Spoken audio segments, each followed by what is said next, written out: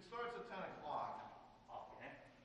then, you know, people, I don't know where they're doing their actual, Stick up. Exactly, yeah. Because last time they do virtual. right, well, it's virtual now. Okay. So the thing is that they will come here to speak afterwards.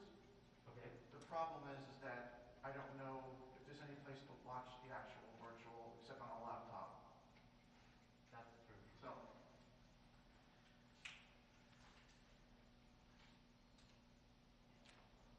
So this could very well be it.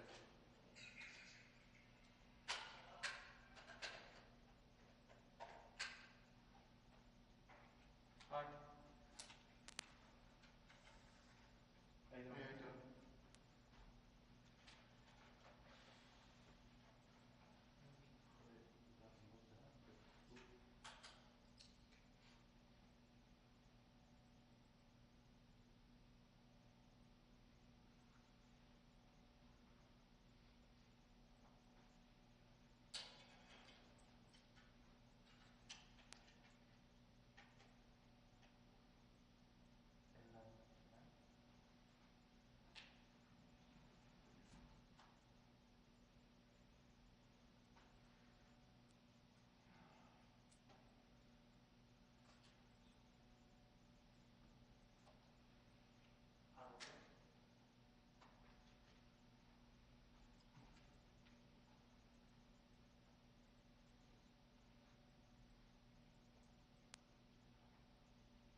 Hello. There's some stuff on here. Yeah, we everything is set up right now. Everything like I'm streaming. You should have.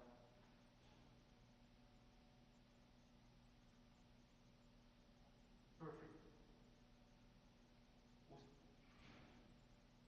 Do you want me to stop before stop streaming or keep streaming? Okay, I'll stop streaming and I'll get back to you. Okay.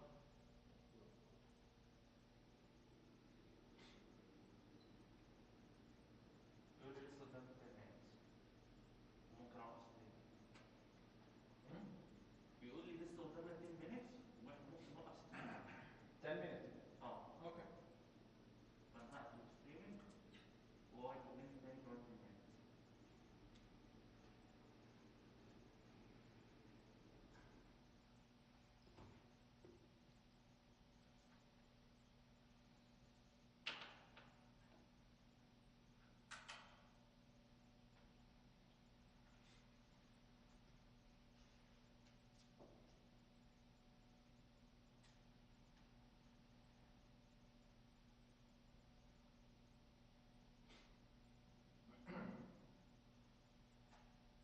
انت عايز المنطقة لو انت عايز ريموت التليفون. نعم. انت عايز الريموت دوت للتليفون انك كنترول صعب التي في؟ لا مش للسمارت فون. ريموت كنترول للسمارت فون.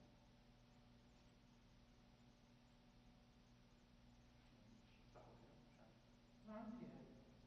بس للتليفون مش عندي. مش موجودة. مش موجودة ايه؟ موجودة. بتاعت التليفون مش بتاعت التليفون. طب ما استناش كده. اسألك انت هتتحرك انت هتتحرك الدنيا هارد.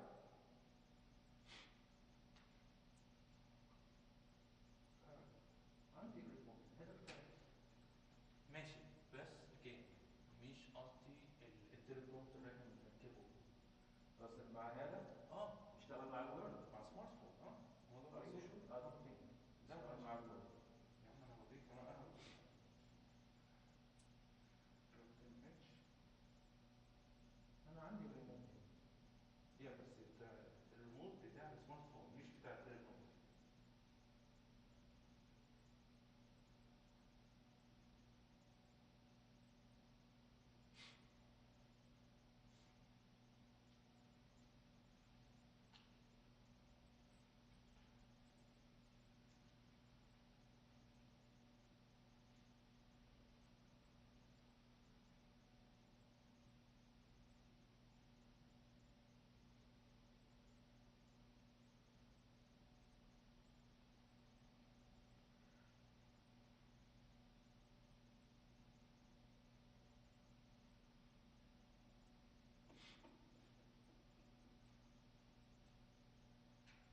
هذه تمشي تحط مع الاب بتاعها.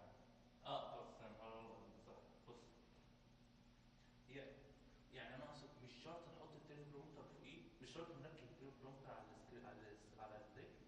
احنا ممكن نحط الموبايل على طول فوق هنا، وانت تكنترول من الريموت. It's be much easier for you. فاهمني؟ لانك انت اولا هتكبر الخط، وهتعرف تقرا براحتك، وهتقدر تمشي وتوقف زي ما انت عاوز. انت بتتحكم في الهواء يعني.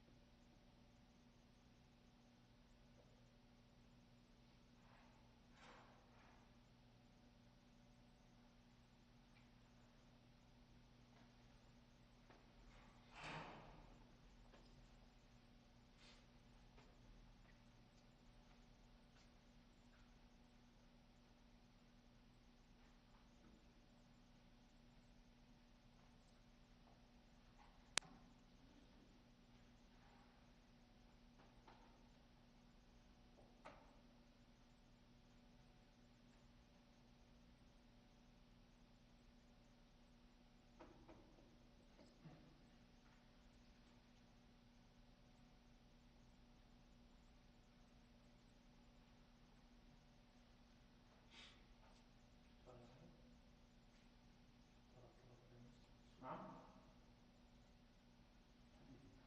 عمل لايك.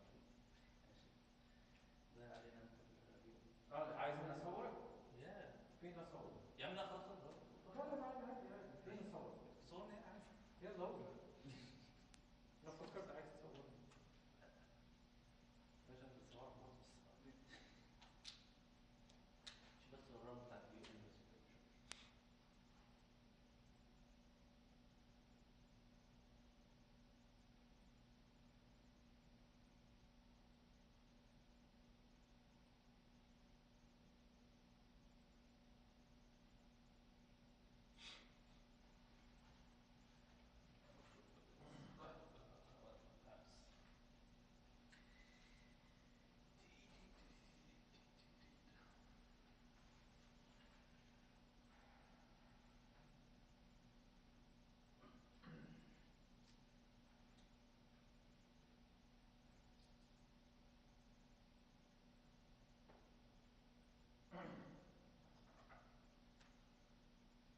سؤال بقى، هل نقدر لو في تقرير بعد الاجتماع نقدر نخلصه ونفتح منه؟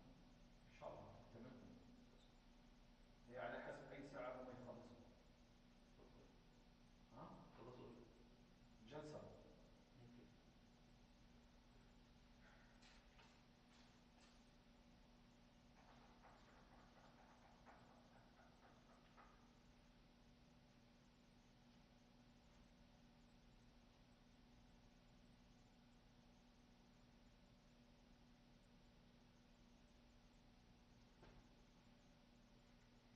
Whoever state line to participate in this meeting. There is no objection, and it is so decided. On behalf of the Security Security Council, I welcome Minister al-Maliki to the meeting. In accordance with Rule 39 of the Council's Provisional Rules of Procedure, I invite Special Coordinator for Middle East Peace Process, Tor Winnisland, to participate in this meeting. It is so decided. In accordance with Rule 39 of the Council's Provisional Rules of Procedure, I invite Secretary General Ahmed Abu Gate of the League of Arab States to participate in the meeting, or representative of the League to participate in this meeting. It is so decided. I welcome Secretary General Guterres and Special Coordinator Winnisland, ministers, and other high representatives to attend this meeting via video link. I now invite Secretary General Guterres to brief the meeting. Please. Mr. President, distinguished members of the Security Council, Excellencies, I thank the Chinese Presidency for organizing this open meeting. We meet today amid the most serious escalation in Gaza and Israel in years. The current hostilities are utterly appalling. This latest round of violence only perpetuates the cycles of death, destruction, and despair, and pushes farther to the horizon any hopes of coexistence and peace. Fighting must stop. It must stop immediately. Rockets and mortars on one side, the aerial and artillery bombardments on the other must stop. I appeal to all parties to heed this call. The United Nations is actively engaging all sides towards an immediate ceasefire. The hostilities have already caused unconscionable death, immense suffering, and damage to vital infrastructure. I'm appalled by the increasingly large number of Palestinian civilian casualties, including many women and children, from Israeli strikes in Gaza. And I also deplore Israeli fatalities from rockets launched from Gaza. I am also deeply concerned by violent clashes between Israeli security forces and Palestinians across the occupied West Bank, including East Jerusalem, where some Palestinian families are under threat of eviction. In Israel, violence by vigilante-style groups and mobs have added to a further horrendous dimension to an already deteriorating crisis. Leaders on all sides have a responsibility to curb inflammatory rhetoric and calm the rising tensions. The fighting risks dragging Israelis and Palestinians into a spiral of violence with devastating consequences for both communities and for the entire region. It has the potential to unleash an uncontainable security and humanitarian crisis and to further foster extremism, not only in the occupied Palestinian territory and Israel, but in the region as a whole, potentially creating a new locus of dangerous instability. The hostilities have forced thousands of Palestinians to leave their homes in Gaza and shelter in schools, mosques, and other places, with limited access to water, food, hygiene, and oral services. Hospitals are already overstretched due to the COVID-19 pandemic, and meanwhile, Israeli civilians live in fear of rockets launched from Gaza. I am appalled by the attack on a refugee camp in Gaza in which 10 members of one family were killed. Humanitarian installations must be protected. Journalists must be allowed to work free of fear and harassment. The destruction of media offices in Gaza is extremely concerning. This senseless cycle of bloodshed, terror, and destruction must stop immediately. All parties must respect international humanitarian law and international human rights law. The status quo at the holy sites must be upheld and respected. And my special coordinator will brief you today on the latest developments on the ground and our efforts to de-escalate the situation.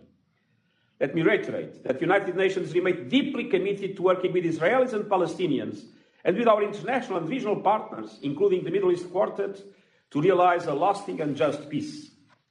We are in contact with many relevant interlocutors, and I again call on the parties to allow mediation efforts to intensify and succeed. The only way forward is to return to negotiations with the goal of a two-state solution, leaving two states side by side in peace, security, and mutual recognition, with Jerusalem as the capital of both states, all based on relevant UN resolutions, international law, and prior agreements. The longer this cycle of violence continues, the more challenging it will be to reach that ultimate goal. Only a negotiated, sustainable political solution will end once and for all these devastating cycles of violence and lead to a peaceful future for Palestinians and Israelis alike, and I thank you.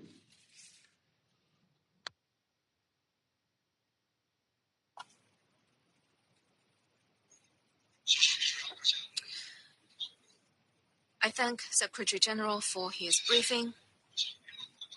I now invite Mr. Tor Wennesland, Special Coordinator for the Middle East Peace Process, to brief the meeting. Please. Mr. President, Excellencies, members of the Security Council. The past week has seen a deadly escalation between Israeli military forces and Palestinian armed groups in Gaza. That is the most serious we have seen in years. We have also witnessed dramatic scenes of violence across the occupied West Bank, including East Jerusalem. Tensions have been ongoing for weeks.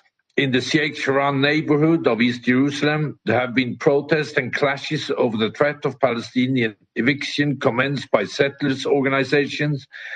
In the Old City, including in the Holy Esplanada, there have been violent clashes between Palestinians and Israeli civilians and police. Police deployed a heavy presence in the area in the context of a large number of visitors for Ramadan prayers, protests, and Israeli extremist demonstrations leading to clashes. With some 181 Palestinians and 9 Israelis killed as a result of Israeli airstrikes and Palestinian militant rockets, based on preliminary figures, the toll of this deadly confrontation is already too high. I extend my sincere condolences to the families of all those who have lost loved ones in the violence. Mr. President, since 10 May, according to Israeli official sources, Hamas, Palestinian Islamic Jihad, and other militants have launched over 2,900 indiscriminate rockets from the Gaza Strip towards Israel. 9 Israelis, including 5 women and 2 children, and 1 Indian national were killed and over 250 injured, 23 severely wounded. Civilians across the south and the center of the country have been repeatedly sent to shelter. An anti-tank missile fired at a vehicle near the Gaza perimeter fence killed an Israeli soldier and injured 2 others. The rockets have reached as far as the outskirts of Jerusalem, Tel Aviv and its suburbs, and Ben Gurion Airport. While a significant number of rockets were intercepted by Iron Dome, some 450 fell short inside Gaza, accounting for some Palestinian casualties, according to the Israeli Defense Forces. Direct hits have been reported in multiple locations, causing damage to residential and commercial property, as well as schools and crude oil pipelines. In Gaza, the humanitarian and security situation is more dire by the day. In response to the Palestinian militant rockets attacks that began on 10 May, the IDF has conducted over 950 strikes against what is said were militant targets, including weapon factories and depots, tunnel networks, Hamas training facilities, intelligence and security headquarters, and offices of homes of senior Hamas and Palestinian Islamic Jihad operatives. These strikes have killed over 100 operatives, including senior commanders, according to the IDF. Nevertheless, the civilian death tolls, including children, continue to mount. As of this afternoon, local times, health authorities in Gaza report 181 Palestinians, including at least 52 children and 31 women, and a person with disabilities killed, and 1,200 injured by these strikes. The population must repeatedly try to find cover from strikes, absent proper shelters, and over 34,000 people have been displaced from their homes. Over 40 UNRWA schools are now open in Gaza as shelters with limited access to water and no access to health care or food, and serve for protection purposes only. The dense and closed context of Gaza makes seeking shelters all the more difficult. As a result of the military operation, 7 factories, 40 schools, and at least 4 hospitals have sustained complete or partial damage. At least 18 buildings, including 4 high-rise towers, including one hosting international media outlets, have been destroyed, and over 350 buildings damaged. According to the IDF, these buildings contain Hamas military installations. Mr. President, reports continue of families, women, children, and infants killed in their homes by airstrikes. Early this morning, several houses were struck while residents were inside, killing 12 people and injuring over 50 others. I note also the death yesterday of 9 family members, 2 women and 7 children in the Al-Shatia camp, among so many others. In Israel, a 5-year-old boy was killed by a rocket in Sderot, and a 16-year-old girl and her father were killed in Lot. Such tragedies are unacceptable and cannot be justified nor measured. Mr. President, these escalations have already produced tragic results. A further intensification of hostilities would have devastating consequences for both Palestinians and Israelis. The United Nations is working tirelessly with all sides to restore calm. I reiterate the Secretary General's urgent call on Israel and Palestinian armed groups to take immediate and decisive steps to de-escalate the situation and prevent any further loss of life. Israelis and Palestinians have a legitimate right to safety and security. The violence we are witnessing now is unacceptable and unjustifiable. Hamas and other militants' indiscriminate launching of rockets and mortars from highly populated civilian neighborhoods into civilian populated centers in Israel violates international humanitarian law and must cease immediately. Civilian areas must never be used for military purposes. Israeli authorities must abide by international humanitarian law principles governing armed conflict, including the proportional use of force, exercising maximum restraint to spare civilians and civilian objects, and the conduct of military operation. I reiterate that children should not be the target of violence or put in harm's way. Mr. President, turning briefly to ongoing regional dynamics, on 13 May, the IDF informed that 3 rockets were fired from Lebanon into the sea off the coast of northern Israel. Lebanese armed forces confirmed the firing and reporting findings materials close to a Palestinian refugee camp in Rashidiyah. On 14 May, up to 100 individuals protested north of the Blue Line, some waving Palestinian and Hezbollah flags. UNIFIL observed several protesters crossing the Blue Line close to the town of Metula. IDF personnel fired multiple warning shots, reportedly injuring 2.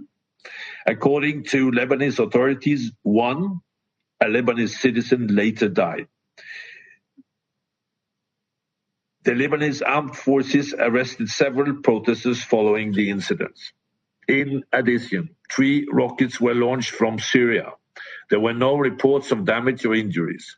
Mass protests in solidarity with Palestinians also occurred at the Israeli borders with Jordan, where thousands of Jordanians marched towards the bridge connecting Jordan to the occupied West Bank, but were reportedly stopped short by the Jordanian security forces.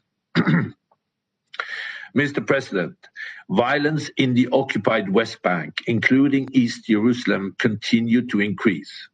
Since 10 May, 19 Palestinians were killed, including 2 children, and some 1,844 Palestinians were injured in the West Bank by Israeli security forces in either clashes or other incidences, 444 of these by live ammunition. At least 8 Israelis were injured in these incidences, according to Israeli government sources. On 10 May, amid heavy presence of Israeli security forces ahead of planned Jerusalem Day March, thousands of Palestinians clashed with police in and around the Holy Esplanada and other parts of the Old City. ISF reportedly shot and injured over 650 Palestinians with rubber-coated metal bullets and other crowd-controlled means. 32 ISF personnel were injured in these clashes, although Israeli authorities took steps to reroute the Jerusalem Day marches, leading to their cancellation. Tensions continued, particularly within the Holy Esplanada. In Sheikh Jarrah, ISF dispersed demonstrators using sunk water, sponge-tipped bullets, and stun grenades. 1 Palestinian was killed and another shot and injured in separate incidences after they attempted to attack Israeli soldiers. On 14 May, violence is escalated as Palestinians held a day of rage in support of Gaza, with clashes between Palestinians and ISF in Qalqilia, Ramallah, Nablus, Bethlehem, Hebron, and dozens of other locations. 10 Palestinians were killed by Israeli forces, in addition to 1 Palestinian killed near Ufra's settlement in an alleged stabbed attack against ISF. This is the highest number of Palestinian fatalities recorded in a single day in the West Bank, including East Jerusalem, since UN began recording fatalities in 2008. Mr. President, turning again to Gaza, the damage to infrastructure in the Strip has been substantial, and a humanitarian emergency is unfolding. The Gaza power plant is operating at reduced capacity due to Israel's closure of Kerem Shalom crossing. Reports from Gaza suggest rolling daily power cuts of 5 to 6 hours in some areas. With current stocks, it could operate at reduced capacity for another 4 days only. The lack of electricity has resulted in a decrease of clean water and sewage treatment affecting hundreds of thousands. The health system, already overwhelmed by chronic drug shortages, inadequate equipment, and COVID-19 pandemic, will likely be unable to meet the needs of those injured during the violence, particularly as hospitals face equipment and electricity shortage. Since 10 May, Israeli authorities have kept Gaza crossing for people and goods closed. This includes humanitarian personnel and critical aid, such as fuel and medical supplies. The fishing zones off the coast of Gaza also remain closed. The Rafah crossing was closed 12th of May and reopened this morning. It is vital that, mindful of its security concerns, Israel opened the crossing for movement of critical staff in and out of Gaza and for the entry of fuel for the Gaza power plant. The UN must also be able to bring in key items needed for trauma care and to adequately supply shelters given the huge influx of IDPs. It requires a pause in fighting to allow limited movement for a restock of supplies and to assess damage and needs, including to electricity infrastructure. I remind all sides that the UN and its partners have nearly completed a massive multi-billion-dollar reconstruction effort following the 2014 conflict. Given the range of current global challenges, an outpouring of international support on the same scale is highly unlikely. All sides should be mindful of this as the fighting and destruction continues. Mr. President, we cannot allow the situation to slide further into chaos. The hostilities must stop. I reiterate the appeal just given by the Secretary General for an immediate cessation of hostilities and for his dire warning that this conflict will increase radicalization and extremism in the whole region. The international community has a crucial role to play. It must take action now to enable the parties to step back from the brink. I welcome the statements from members of the Security Council, the Arab League, and others aimed at finding a diplomatic solution to the immediate crisis. I also appreciate the efforts of leaders across the international community over the past days, urging all parties to exercise restraints, de-escalate tension, and prevent further civilian casualties. Mr. President, we are once again witnessing the tragic results of the failure to address the core issues that have driven the conflict for decades. Palestinian and Israeli civilians continue to endure the suffering that accompanies the repeated cycles of violence and conflict. These cycles of violence will only stop with a political resolution to the conflict, including addressing the status of Jerusalem and other final status issues, with an end to the occupation and the realization of a two-state solution on the basis of the 1967 lines, UN resolutions, international law, and mutual agreements with Israel as capital of both Israel and Palestine. I reiterate my call to the members of the Middle East Quartet, key Arabs and international partners, as well as to Israel and Palestinian leadership to strengthen efforts to return to meaningful negotiations towards a viable two-state solution. I thank you, Mr. President.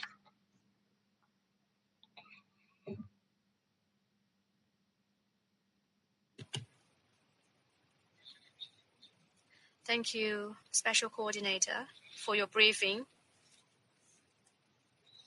I now give the floor to Observer State of Palestine, His Excellency Mr. Al-Malki, Minister of Foreign Affairs and Expatriates.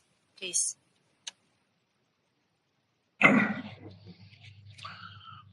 Mr. President, allow me to thank China for convening this important meeting and for being represented at ministerial level, as well as Tunisia for their relentless efforts within this council, and my Arab brothers who decided to participate in this meeting as an integral part of their efforts to end aggression against our people, land, and holy sites. Allow me also to thank the Secretary General for his participation and ongoing efforts, together with the UN Special Coordinator, to end this latest aggression against our people. I do acknowledge the presence of the foreign ministers of the Kingdom of Norway and the Republic of Ireland and the Deputy Foreign Minister of the Russian Federation. Mr. President, there are no words that can describe the horrors our people are enduring.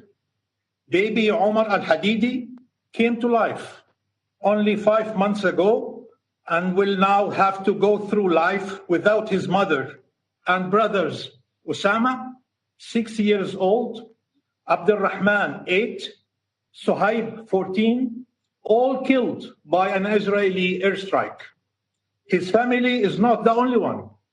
Members of the family Abu Hatab were killed, including Ala, 5 years old, Bilal, 10, Yusuf, 11, and the family Al-Tanani. Rawiya was 4 months pregnant. She was killed together with her husband and sons, Ismail, 6 years old, Amir, 5, Adham, 4, Muhammad, 3. Few hours ago, 15 members of the family Al-Qulaq were killed, including Zaid, 8 years old, Adam, 3, and Qusay, 1 year old, and their parents. Aziz survived, he is 10. When you embrace your children and grandchildren tonight, please think of our children and of how you can honor those killed and spare those still alive. Think of what it feels to see your world crumbling down and not being able to protect them. Think of what it means to sleep not knowing which one of you will wake up? Remember that each time Israel hears a foreign leader speak of its right to defend itself, it is further emboldened to continue murdering entire families in their sleep. Israel is killing Palestinians in Gaza, one family at a time. Israel is trying to uproot Palestinians from Jerusalem, expelling families, one home, one neighborhood at a time. Israel is persecuting our people, committing war crimes and crimes against humanity. Some may not want to use these words, war crimes and crimes against humanity, but they know they are true. Israel is unapologetic and relentless in pursuing its colonial policies. We are therefore left with two questions. The first one is, what are the Palestinian people entitled to do to resist such policies and defend themselves? The following questions hold the answer. Is violence when committed by Palestinians terrorism, and when committed by Israel self-defense? Who will be arrested, the settlers or those resisting their presence and assaults? Will our peaceful protesters enjoy international protection or be left to face Israeli bullets and slander? Will we receive support for investigations by the ICC, or will some search for reasons to object, shielding war criminals and depriving Palestinian victims from any avenue for justice? Will products of Israeli settlements be banned, or will those who call for boycott be prosecuted?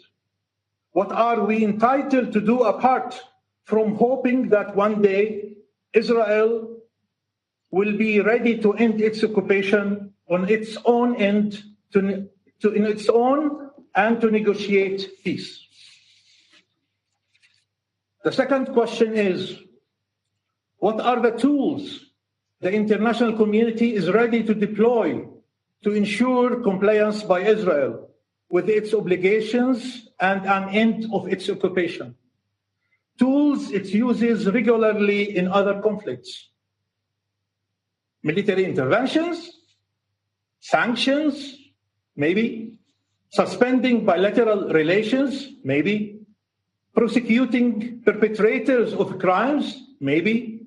Deploying protection forces, maybe. Imposing an arms embargo, maybe. Or will it rely simply on the possibility of convincing the occupying power to end its colonial occupation, while history has proven that Israel is not willing to listen?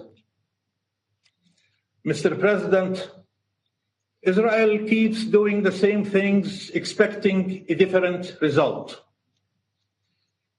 Did it believe that its troops storming the holiest of sites, Al-Aqsa Mosque, on the holiest of months, Ramadan, and on the holiest of nights, the night of destiny, would bear no consequences?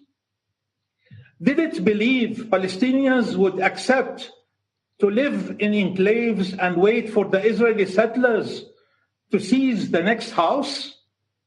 Did they expect Palestinians to coexist with the occupation, its walls, its blockades, its settlements, and its prisons? There is no people on earth that would tolerate this reality. No people on earth. Israel keeps telling you, put yourself in our shoes. This is what they say all the time. Put yourself in our shoes. But Israel is not wearing shoes. It is wearing military boots. It is an occupying and a colonial power. Any assessment of the situation that fails to take into account this fundamental fact is biased, discredited, and unjust. We are not two neighbors living side by side in peace. Israel is the armed thief who has entered our house and is terrorizing our family. It destroys our homes, oppresses our people, generation after generation, decades after decades, and then claims a right to security that it denies us. Why don't you put yourself on our shoes? What would you do if your country was occupied, your people persecuted, besieged, massacred? Better yet, what did you do to achieve your independence and end the oppression of your people? We made a different choice to pursue a peaceful path to freedom, and it is in everybody's interest for that path to be successful. But that will not happen without ensuring that Israel bears the cost of occupation instead of reaping its benefits. Mr. President, how many Palestinian civilians killed is enough for a condemnation? We know a single Israeli is, but how many Palestinians? 200 Palestinians have been killed, a third of them children and women. What is the threshold for outrage? An entire family wiped out of existence is not enough. Dozens of families killed is not enough.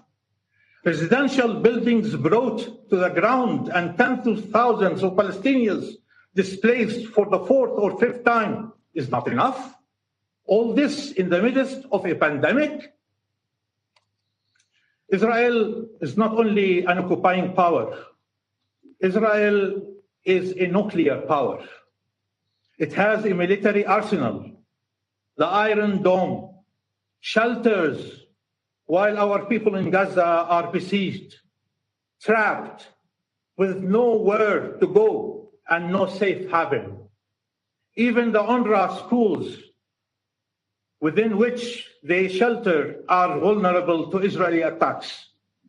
It is Palestinian civilians who need protection. They deserve compassion. They deserve solidarity and action. The Palestinian people have risen everywhere because they are victims everywhere. Victims of dispossession, forced displacement, discrimination, and denial of rights on both sides of the Green Line and in exile. When hearing Israeli officials speak, one could wonder how horrible it must be for them to live under our occupation. With our forces deployed in their streets and our settlers terrorizing their people and taking over their land and homes, and with millions of them under blockade. As many colonial powers before it, Israel holds its victims responsible for their own death. Israel is the victim forced to kill the Palestinians because they do not behave. If only Palestinians could coexist with their occupiers and oppressor in peace. Some wonder why Palestine enjoys so much solidarity and support from so many nations around the world. And the reason is that these nations are informed by their own history, their own struggle for freedom, and they know oppression when they see it. The countries who sit in these United Nations would be dishonoring the memory of those who fought for freedom in their respective countries if they were to accept colonialism and apartheid in Palestine. Mr. President, where are they, those who proclaimed they had achieved peace in the Middle East by brokering agreements between countries who were actually not at war? Where are they, those who proclaimed that peace in the Middle East could be achieved without the Palestinians and at their expense? Where are they, those real estate agents who decided they could sell what they do not own to those who have no rightful claim? We told them then, and we say now, Jerusalem is not for sale.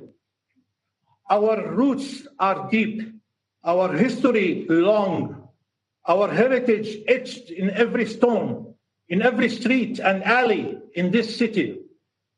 War and peace start from Jerusalem. You want to save peace? Start by saving Sheikh Jarrah. Protect Al-Haram al-Sharif from attempts to divide it temporarily and spatially. Israel continues proclaiming that Jerusalem is a unified capital of Israel. Have you ever seen the city more divided? The international consensus you have all helped shape and defend is being destroyed in front of our very eyes.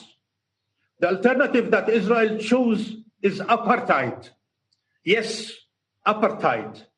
And one day soon, even this council will not be able to deny this reality. Act now to end the aggression and the assault on our people, our homes, our land. Act now so freedom can prevail, not apartheid. Mr. President, as the Palestinian people mark the 73rd anniversary of the Nakba, the catastrophe, Israel pursues the same policies of disposition, forced displacement, discrimination, and denial of Palestinian rights. Israel may believe it is winning, but it is nowhere closer to defeating the Palestinian people. Our people will never surrender or forgo their rights. Palestinian freedom is the only path to peace. Since peace is the responsibility of this council, your council, helping achieve Palestinian freedom is its legal and moral duty. Thank you very much.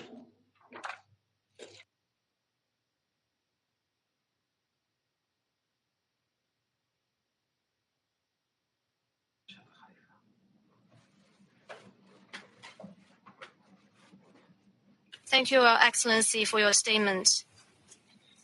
I now give the floor to the permanent representative of Israel. Thank you, Mr. President. This is Nadine Awad, a 16-year-old girl, an Arab citizen of Israel.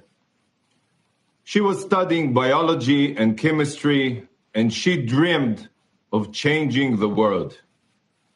She was murdered last Wednesday by the radical jihadi terrorist group Hamas. A Hamas rocket slammed into her home in central Israel, killing her and her father. Over the last week, millions of Israeli children, women, and men have been huddling in bomb shelters, while thousands of Hamas rockets landed all around them. Hamas has murdered 10 people in Israel, Jews and Arabs, and hundreds of its rockets have fallen short upon the people of Gaza itself, killing Palestinian children and destroying Palestinian homes. Hamas is carrying out its terror attacks while hiding behind Palestinian houses, schools, and hospitals, deliberately using civilians as human shields. Just before I arrived here today, I called my elderly parents who live in the southern city of Ashkelon and have just 30 seconds to reach a bomb shelter each time Hamas attacks. Member of the Security Council, let me ask you, what would you do if thousands of terrorist rockets were being fired at your country, at your people, at your parents or children? How would you respond if an organization with a similar fanatic jihadist ideology as ISIS was bombing Beijing or Moscow or Dublin? and shutting down the airports of Paris or Oslo or London, what would you expect the Security Council to do? Mr. President, this is not the first time that Hamas has indiscriminately fired deadly missiles at Israeli civilians while hiding behind Palestinian civilians. But this time, it's different. It was completely premeditated by Hamas in order to gain political power. It was all a part of their vicious plan.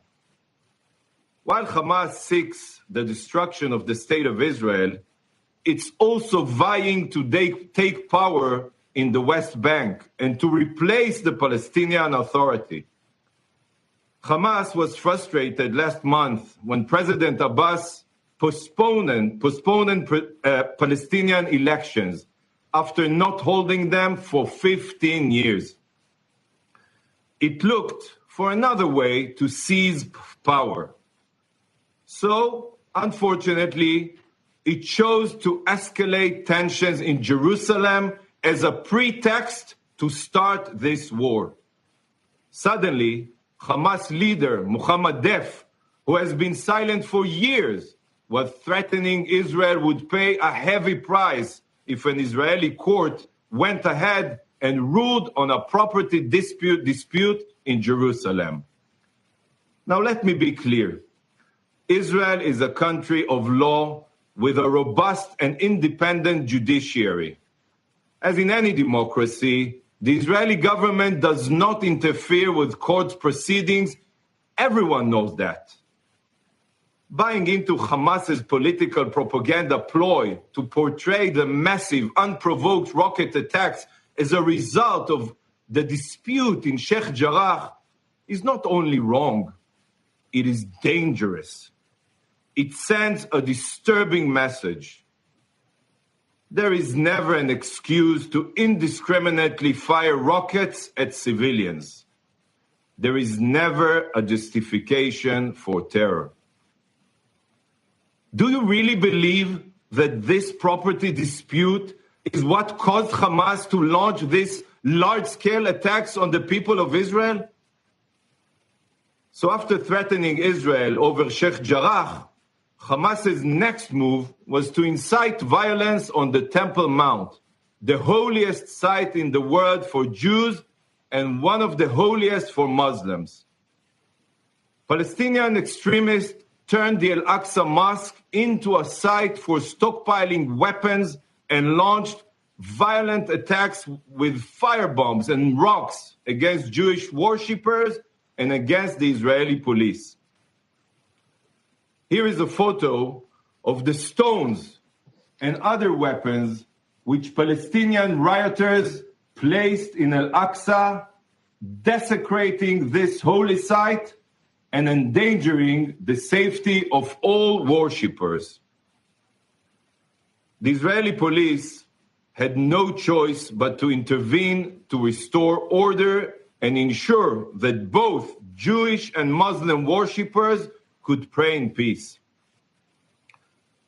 Using non-lethal means, our police was able to disperse the violent riots without a single fatality. Without a single fatality. I doubt whether there are many police forces anywhere in the world that could have achieved such an outcome. I want to emphasize, Israel deeply cherishes freedom of religion. Every year, during Ramadan and throughout the year, hundreds of thousands of Muslims are free to pray at their holy site in peace. Even after these extremely violent riots, Israel remains committed to the status quo and to religious freedom for all. Here is another photo of Eid al-Fitr prayers from this past Thursday, showing tens of thousands of Muslims praying at Al-Aqsa. Do you really believe these peaceful prayers is what caused Hamas to launch this large-scale attack on the people of Israel? Israel will continue to uphold the rights of all believers to practice their religion in freedom and security in the holy city of Jerusalem. As opposed to Hamas, which did everything in its power to incite violence, Israel took all possible steps to de-escalate tensions in Jerusalem. In an extremely exceptional move, we made a request to the Supreme Court to delay its hearing on the Sheikh Jarrah case. We rerouted our annual Jerusalem Day Parade and even took the unprecedented, unthinkable step of preventing Jews from entering their holiest site, the Temple Mount, on our National Day of Celebration. Even today, on the eve of the Jewish festival of Shavuot, where we celebrate receiving the Torah, Jews were prevented from entering the site because of Palestinian terror. And how did Hamas respond to all our efforts to de-escalate? By firing rockets and missiles at Jerusalem, our capital city. This is how it started. It was all planned in advance. Mr. President, for years, Hamas has been using international aid not to help the people of Gaza, but to abuse them. It has built a vast web of underground terror tunnels which snake beneath playgrounds, maternity wards, and mosques with the clear strategic goal of increasing the number of Palestinian civilian casualties when Israel is forced to respond. It is not just Palestinians which Hamas uses as shields. As we have revealed, Hamas is hiding its terror infrastructure, such as intelligence stations and command headquarters, in multi-story buildings, including those which house international media, citizens of your own countries. Israel has no choice but to stop these Hamas attacks wherever they are being launched, and it is Hamas who should be held accountable for the consequences. We thank the President of the United States, the administration, and the many other countries that support Israel's right to defend our citizens from this terror. Every time Hamas fires at Israeli civilians while hiding behind Gaza civilians, it is committing a double war crime. It doesn't care where its rockets hit, as long as there is destruction. It doesn't care who the victims are, as long as there are victims. Israel is responding to indiscriminate attacks with precision-targeted strikes against Hamas military targets. We take unparalleled steps to prevent civilian casualties. Not only do we strictly adhere to international law, we go beyond, making phone calls and sending text messages in order to make sure that everyone gets out beforehand. Tragically, at times, despite all our efforts, Hamas's use of human shields results in civilians getting hurt. As an Israeli, a Jew, a father of four, I am deeply pained by the death of every civilian, whether Israeli or Palestinian. But any attempt to compare Israel and Hamas is factually, legally, and morally wrong. Hamas targets civilians. Israel targets terrorists. Israel makes every effort to avoid civilian casualties.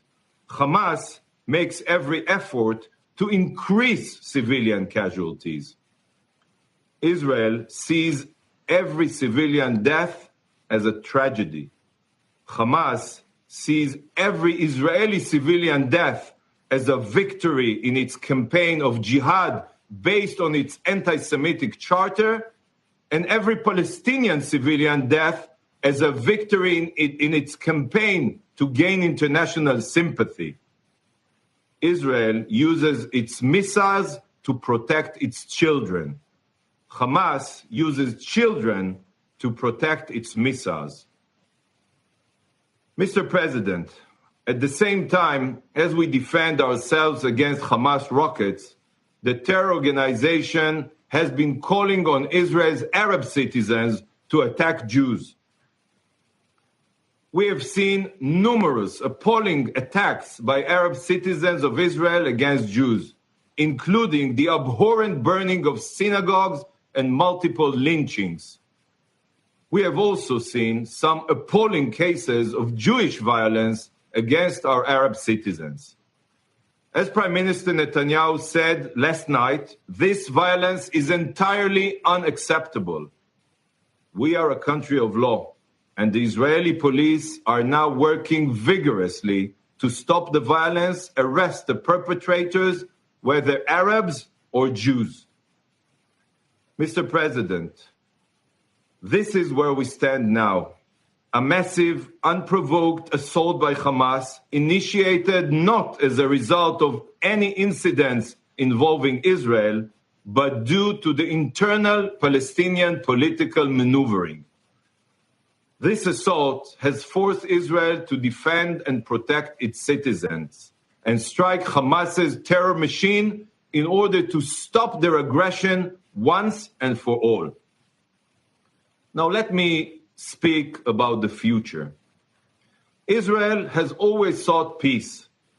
Just this year, we signed peace agreements with 4 Muslim countries. In 2005, Israel withdrew from the Gaza Strip and uprooted all the Jewish communities there in the hope it would bring security. Instead, it brought unending terror attacks by Hamas. You, the members of the Security Council, responsible for maintaining international peace and security, stand today at a critical crossroads. You have 2 choices. You can create false moral equivalence, immoral equivalence, between the actions of a democracy that sanctifies life and those of terrorist organizations that glorifies death by calling for restraint on all sides and failing to unequivocally condemn Hamas. If you make this choice, it will lead to the success of Hamas's insidious strategy of firing at Israeli civilians while hiding behind Palestinian civilians. It will lead to the deaths of more innocent Israelis and Palestinians. It will lead to the strengthening of Hamas, the weakening of the Palestinian Authority, and the undermining of the chances for a dialogue. If you choose to avoid condemning Hamas, it will strengthen the radical terror group which aims to overthrow the Palestinian Authority and whose charter explicitly calls for wiping Israel off the map. It will continue the cycle of violence and undermine the chances for peace. But today, you can choose a different path. You can unequivocally condemn Hamas's indiscriminate and unprovoked attacks which threaten Israelis and Palestinians alike. You can choose to support Israel's heroic efforts to defend itself and dismantle Hamas's infrastructure of terror while doing everything to minimize the number of casualties on both sides. You can send a clear message to Hamas that the international community will no longer accept its strategy of turning Palestinian children into human shields and using schools, hospitals, and high-rises to hide its terror machines. You can choose to support a more peaceful future by demanding the demilitarization of the Gaza Strip and insisting on an authority in Gaza that invests in the well-being of the people of Gaza rather than in the destruction of the state of Israel. Israel has already made its choice. We will take all steps necessary to defend our people. Now, the choice is yours. The world is watching. Thank you.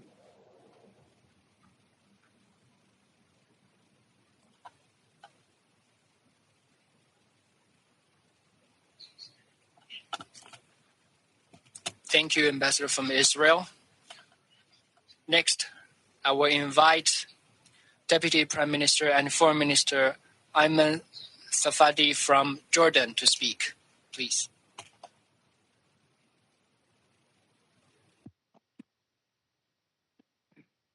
بسم الله الرحمن الرحيم. معالي السيد وانغي وزير خارجية جمهورية الصين الشعبية الصديقة رئيس مجلس الأمن، معالي الأمين العام للأمم المتحدة، أصحاب المعالي والسعادة، السلام عليكم ورحمة الله وبركاته. تتحمل إسرائيل بصفتها القوة القائمة بالاحتلال مسؤولية الأوضاع الخطيرة التي تشهدها الأراضي الفلسطينية المحتلة وكل ما تسبب من عنف وقتل ودمار ومعاناة. يجب أن يتوقف التصعيد بوقف العدوان على غزة وبوقف جميع الممارسات الإسرائيلية اللاشرعية التي فجرت أساسا هذا التصعيد في القدس المحتلة وفي باقي الأراضي الفلسطينية. يجب التحرك فورا لتحقيق ذلك ولتوفير الحماية للشعب الفلسطيني. وما تؤكده الأوضاع الخطيرة التي تشهدها الأراضي الفلسطينية هو استحالة استمرار الوضع الراهن من تكريس للاحتلال وغياب لآفاق زواله وفقدان للأمل بتحقيق السلام العادل الذي تقوض الممارسات الإسرائيلية اللاشرعية فرصه. والسلام العادل والدائم خيار استراتيجي وضرورة إقليمية ودولية، لكن السلام لا يتحقق ببناء المستوطنات التي تقوض حل الدولتين وتشكل خرقا فاضحا للقانون الدولي وقرارات الشرعية الدولية. والسلام لا يتحقق بمصادرة الأراضي الفلسطينية المحتلة، والسلام لا يتحقق بهدم منازل الفلسطينيين وتهجيرهم من بيوتهم. وبالتأكيد لا يتحقق السلام بمحاولات تغيير الوضع القانوني والتاريخي القائم في المقدسات الإسلامية والمسيحية في القدس المحتلة وبالاعتداء على المسجد الأقصى المبارك الحرم القدسي الشريف الذي يشكل بكامل مساحته البالغة 144 دنم مكان عبادة خالص للمسلمين وفق التاريخ ووفق قرارات الشرعية الدولية بما في ذلك قرارات منظمة اليونسكو. فالقدس ومقدساتها خط أحمر، ويشكل العبث بها لعبا بالنار واستفزازا لمشاعر نحو 2 مليار مسلم.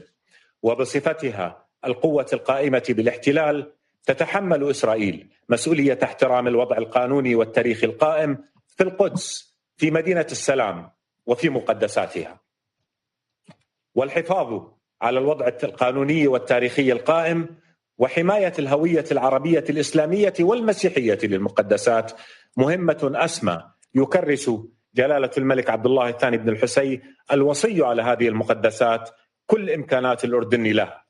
فحماية القدس والمقدسات والحفاظ على هويتها شرط لحماية فرص السلام. ويجب معالي الرئيس والزملاء الأعزاء أن يتحمل المجتمع الدولي ومجلس الأمن مسؤولياتهم، ويلزم إسرائيل احترام حقوق أهالي حي الشيخ جراح في بيوتهم. فوفق القانون الدولي والقانون الدولي الإنساني يعامل المقدسيون معاملة السكان المحميين، وتهجير أهالي حي الشيخ جراح من بيوتهم سيمثل وفق القانون الدولي جريمة حرب. ووفق القانون الدولي أيضا وقرار مجلس الأمن رقم 478 للعام 1980 لا سلطة للمحاكم الإسرائيلية في القدس المحتلة. الزملاء الأعزاء، لنكن واضحين ولنسمي الأشياء بأسمائها. الاحتلال هو مصدر الصراع والاحتلال هو أساس الشر كله.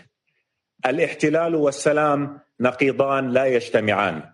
يتحقق السلام بزوال الاحتلال وباحترام حق الفلسطينيين في الحياة الكريمة، في الحرية، وفي الدولة المستقلة ذات السيادة، وباحترام القانون الدولي، وبتطبيق قرارات مجلسكم الكريم بما فيها قرار رقم 2334. الزملاء الأعزاء، الحقيقة الأخرى التي يجب أن يدركها الجميع أن لا قفز فوق فلسطين ولا قفز فوق القضية الفلسطينية، فهي أساس الصراع، وحلها على أساس حل الدولتين الذي يجسد الدولة الفلسطينية المستقلة ذات السيادة وعاصمتها القدس المحتلة على خطوط 4 حزيران للعام 1967 وفق القانون الدولي وقرارات الشرعية الدولية ومبادرة السلام العربية، هو السبيل الوحيد لتحقيق السلام العادل والشامل الذي تستحقه المنطقة وكل شعوبها. ولتحقيق ذلك يجب أن يتحرك المجتمع الدولي فورا. لا بد من إيجاد أفق حقيقي وإطلاق مفاوضات جادة لإنهاء الاحتلال وتحقيق السلام العادل على أساس حل الدولتين وفق المرجعيات المعتمدة وعلى قاعدة الأرض مقابل السلام التي تنسف إسرائيل بمحاولات إلغائها كل فرص تحقيق السلام العادل والشامل. لا وقت يضاع. يجب للظلم التاريخي الذي يتعرض له الشعب الفلسطيني أن ينتهي. يجب لهذا الاحتلال اللا إنساني أن يزول، ويجب أن تنعم منطقتنا وكل شعوبها بالأمن والاستقرار والسلام الذين تستحق. وستبقى المملكة الأردنية الهاشمية تعمل معكم جميعا قوة وشريكا من أجل السلام العادل والشامل الذي يلبي الحقوق وتقبله الشعوب. شكرا لكم والسلام عليكم ورحمة الله وبركاته.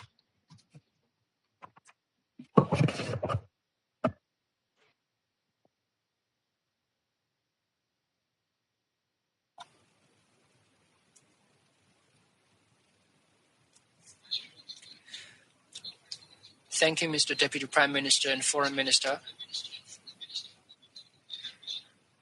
Next, I hope to invite Foreign Minister Shukri from Egypt to speak.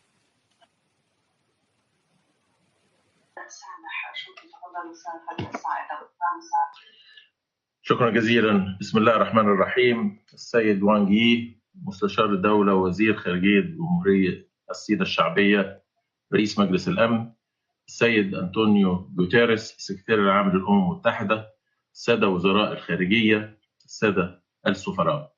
أود في البداية أن أهنئ جمهورية الصين الشعبية الصديقة على توليها رئاسة مجلس الأمن خلال شهر مايو الجاري، وأثمن جهودها في قيادة أعمال المجلس في ظل التحديات والأزمات العديدة المطروحة على جدول الأعمال.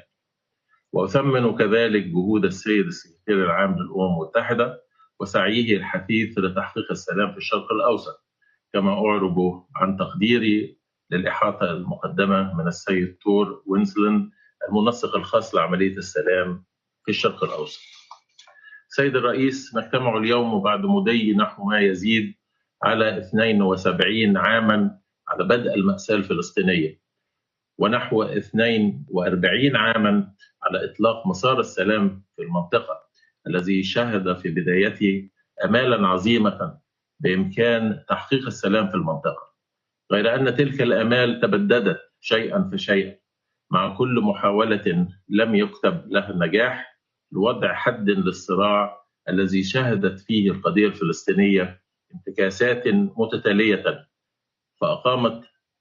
فأقامت من مناخ الإحباط والاحتقان، وهو ما أوصلنا إلى ما نحن فيه اليوم، إذ نجتمع في أعقاب شهر رمضان الكريم الذي شهدنا على امتداده احتكاكات واستفزازات لا مثيل لها بالمصلين من أهل القدس في المسجد الأقصى المبارك، بالتوازي مع عملية تهجير ضمن سياسة ممنهجة لعدد من السكان العرب بحي الشيخ جراح بالقدس الشرقية، مما أغضب الملايين من العرب والمسلمين الذين ضاقوا على مدى العقود الثلاثة الماضية مما بدا تغيبا وتسويفا لا نهائيا لوعود وتعهدات دولية ذات طابع قانوني بالتفاوض الجاد حول إنشاء دولة فلسطينية على الأراضي التي تم احتلالها عام 1967 والتي تشمل القدس الشرقية. واليوم نجتمع في وقت يعد التطور الذي يفرض نفسه علينا هو مشهد العملية العسكرية التي يقع ضحيتها أعداد كبيرة من الفلسطينيين في قطاع غزة على نحو يهدد مستقبل السلام والاستقرار في المنطقة. ويدعو المجلس حثيثا لأن يلتفت لهذا الوضع المتأزم وأن يرتقي إلى حجم المسؤوليات الملقاة على عاتقه لإنهاء جولة الصراع الحالية، أملا في تهدئة تتيح للجميع التقاط أنفاسهم والتفكير مليا في الأسباب التي أوصلتنا إلى النقطة الحالية واستخلاص العبر والاستنتاجات المنطقية التي طالما طرحتها مصر، وهي أنه لا سلام في المنطقة دون إيجاد حل عادل ومستدام للقضية الفلسطينية. ونحن هنا لا نحتاج إلى إعادة اختراع العجلة، فالحل موجود، إذ أن حل الدولتين رغم كل شيء لازال هو الخيار العملي الوحيد الذي ترتضيه كافة الأطراف. السيد الرئيس، إن ما يتعرض له الاستقرار الإقليمي اليوم من اهتزاز لم يكن وليد اللحظة، بل هو نتيجة مباشرة لسيادة مناخ من الاحتقان والإحباط تولد عبر سنوات وسنوات من التراجع المنتظم لكل جهد حقيقي لإحلال السلام في المنطقة. ولعل في أحداث الأسابيع القليلة الماضية ما يقدم تفسيرا لما وصلنا إليه اليوم، إذ عانت الأراضي الفلسطينية المحتلة على مدار الشهور الماضية تدهورا كبيرا على كافة المستويات، حيث شهدت الضفة الغربية بما في ذلك القدس الشرقية توسعا كبيرا في النشاط الاستيطاني وتزايدا في حالات التهجير القسري للفلسطينيين واستمرارا لسياسة مصادرة الأراضي وهدم المنشآت والمنازل الفلسطينية. ولم يتوقف الأمر عند هذا الحد، بل وصلت الممارسات الإسرائيلية إلى حد انتهاك حرمة الشهر الكريم كما أسلف، فشاهدنا جميعا كيف تحولت باحات المسجد الأقصى المبارك إلى ساحة حرب لا تليق بالمقدسات وأماكن العبادة بالأديان السماوية الثلاثة في كل الأحوال. سيد الرئيس، من هذا المنطلق ونظرا لاستشعار مصر لحجم المسؤولية الملقاة على عاتقها تجاه أشقائها العرب، وإيمانا منا بأهمية القيام بدورنا الأصيل في صيانة الأمن والسلم الإقليميين، فقد سعت مصر منذ اللحظة الأولى وعبر اتصالات مكثفة مع مختلف الأطراف المعنية للوقف الفوري لإطلاق النار إنقاذا لأرواح الأبرياء التي تسقط كل يوم، وتمهيدا لإحياء مفاوضات سلام حقيقية وجادة تستهدف الوصول لحل جذري للقضية الأساس بدلا من الارتكان للوضع الهش الحالي الذي لن ينتج سوى دائرة مفرغة من العنف المتكرر يدفع ثمنها الأبرياء. إن مصر لا ترى سبيلا لتحقيق الأمن والسلام في منطقتنا إلا عبر نيل الشعب الفلسطيني لحقوقه المشروعة واستقلال دولته على خطوط 4 يونيو عام 1967 وعاصمتها القدس الشرقية. كما تؤكد مصر على أهمية العاجلة لتفعيل دور الرباعية الدولية التي لا غنى عنها لإحياء عملية السلام، كما تسعى مصر بالتعاون مع كل من الأردن وفرنسا وألمانيا في إطار صياغة ميونخ لدعم الجهود الدولية لاستئناف المفاوضات بجانب تطلعنا للعمل البناء مع الإدارة الأمريكية نحو هذا الهدف. السيد الرئيس، يقع على عاتقنا جميعا أن نكثف جهودنا من أجل الوقف الفوري للأعمال العسكرية الحالية والحيلولة دون أي استفزازات في القدس مع احترام الوضع القانوني والتاريخي في ظل الرعاية الأردنية الهاشمية للأماكن المقدسة. وأؤكد لكم أن مصر لن تدخر جهدا للتوصل إلى وقف إطلاق النار ودعم جهود السلام حتى ينال الشعب الفلسطيني حقوقه المشروعة وتنعم المنطقة بالاستقرار الذي تنشده شعوبنا جميعا، وهو ما لن يتحقق سوى بإدراكنا أنه لا مفر من تقديم التنازلات ثمنا للسلام، وحتى نجنب تلك الشعوب الأثمان المرتفعة التي فرضتها الحروب، وليظل الأمل قائما في غد أفضل للأجيال القادمة من الأجيال والأحفاد. شكرا.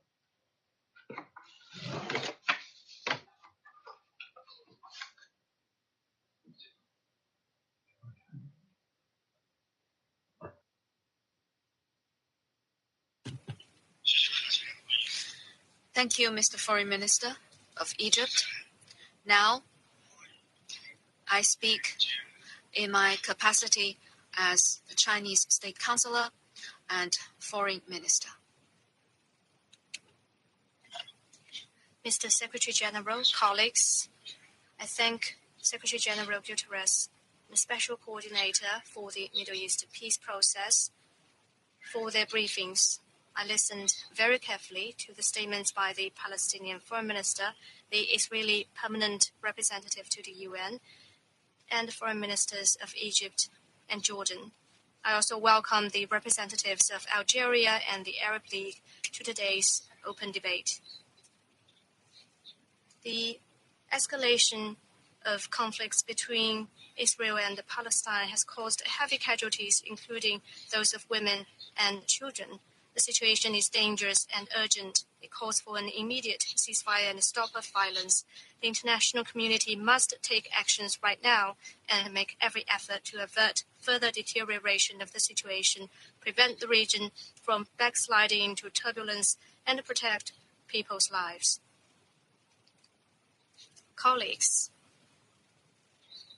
the Palestinian question remains at the heart of the Middle East situation. Without stability in the Middle East, there can hardly be tranquility in the world. Only when the Palestinian question is resolved in a comprehensive, just, and durable manner can lasting peace and common security be truly realized in the Middle East. In light of the current tensions, China would like to propose the following. First, a ceasefire and stop of violence is the most pressing task. The use of force cannot ensure peace, nor can violence bring tranquility. All they bring is more seeds of hatred. China strongly condemns violence against civilians, and we once again urge the parties of the conflict to immediately cease military actions and hostilities and stop such moves as airstrikes, ground offensives, and rocket launches that aggravate the situation. It is important that Israel exercise restraint, earnestly observe the relevant UN resolutions, stop the demolition of Palestinian homes and the eviction of the Palestinian people, discontinuing its settlement expansion, put an end to the violence, threats, and provocations against Muslims, and maintain and respect the historical status quo of the holy sites in Jerusalem. Meanwhile, Palestine also needs to avoid steps that may further escalate the situation, avert civilian casualties, and work for an immediate de-escalation. Second, humanitarian assistance is urgently needed. The concurrence of the COVID pandemic and conflicts and turbulence has made the humanitarian crisis all the more challenging for the region. The situation in the Gaza Strip is particularly worrisome. We urge Israel to earnestly fulfill its obligations under international treaties, promptly and fully lift the blockade on and besiege of Gaza, guarantee the security and rights of the civilians in the occupied Palestinian territory, and facilitate the access of humanitarian assistance. The international community should extend humanitarian aid to Palestine via multiple channels and continue to support the work of the UN Relief and Works Agency for Palestinian Refugees in the Near East, or UNRWA, in an effort to improve the humanitarian situation in Palestine. The UN needs to play its coordinating role in planning for the international humanitarian emergency relief and make utmost efforts to avert a humanitarian disaster. Third, international support is a due obligation. The Security Council, shouldering the primary responsibility for safeguarding international peace and security, must take strong actions on the Palestine-Israel conflict, reiterate its firm support for the two-state solution, and do more to cool down the situation as soon as possible. China has been working with relevant countries on a Security Council press statement. Regrettably, simply because of the obstruction of one country, the Security Council hasn't been able to speak with one voice. We call upon the U.S. to shoulder its due responsibilities, take a just position, and, together with most of the international community, support the Security Council in easing the situation, rebuilding trust, and advancing political settlement. We also support a more active role by the UN, the LAS, the OIC, and countries with important influence in the region. This will help galvanize more broad-based and effective efforts for peace. Fourth, the two-state solution is the fundamental way forward. Recent years have seen a derailment of the Middle East peace process. The relevant UN resolutions have not been effectively implemented. In particular, Palestine's right to establish an independent state has been persistently undermined, and the suffering of the Palestinian people further deepened, leading to the crisis we see today. What has happened proves once again that an enduring settlement can only be achieved on the basis of the two-state solution.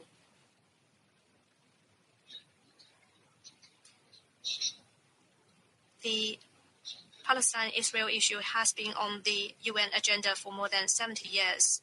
Generations of Palestinians have waited year after year for the restoration of their legitimate national right, which still remains elusive. Justice is already running late, but it must not be forever absent. China supports a resumption of peace talks between Palestine and Israel on the basis of the two-state solution and as soon as possible. China supports the establishment of an independent state of Palestine that enjoys full sovereignty on the basis of the 1967 borders and with East Jerusalem as its capital, so as to fundamentally achieve peaceful coexistence between Palestine and Israel, harmony between the Arabs and the Jews, and lasting peace of the Middle East. Colleagues, China is a sincere friend of the Palestinian people. We have all along followed and believed in the Middle East peace process and maintained a staunch force for justice and fairness and for all efforts towards de-escalation. The current situation has further highlighted the significance of the four-point proposal on the Palestinian question put forth by President Xi Jinping in 2017.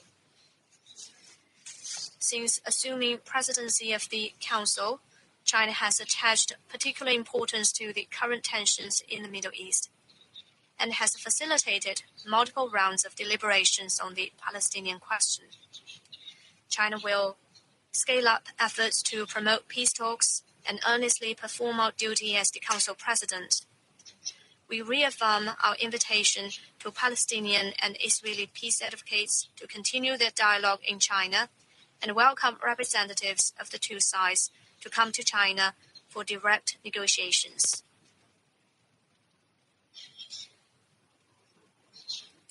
Every turbulence in Palestine-Israel relations is a warning to international rule of law, a test for multilateral cooperation, and a question for human conscience.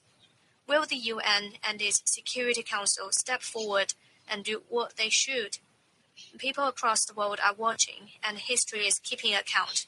We should and must stand in solidarity for peace and justice, for equity and conscience, and at the right side of history. We must practice true multilateralism and strive for an early, comprehensive, just, and enduring settlement of the Palestinian question. Thank you.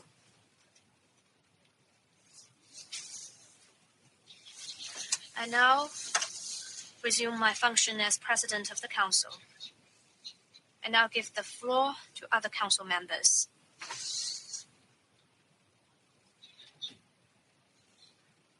I now invite His Excellency Mr. Otman Jirandi, Minister of Foreign Affairs, Migration and Tourism Support, please.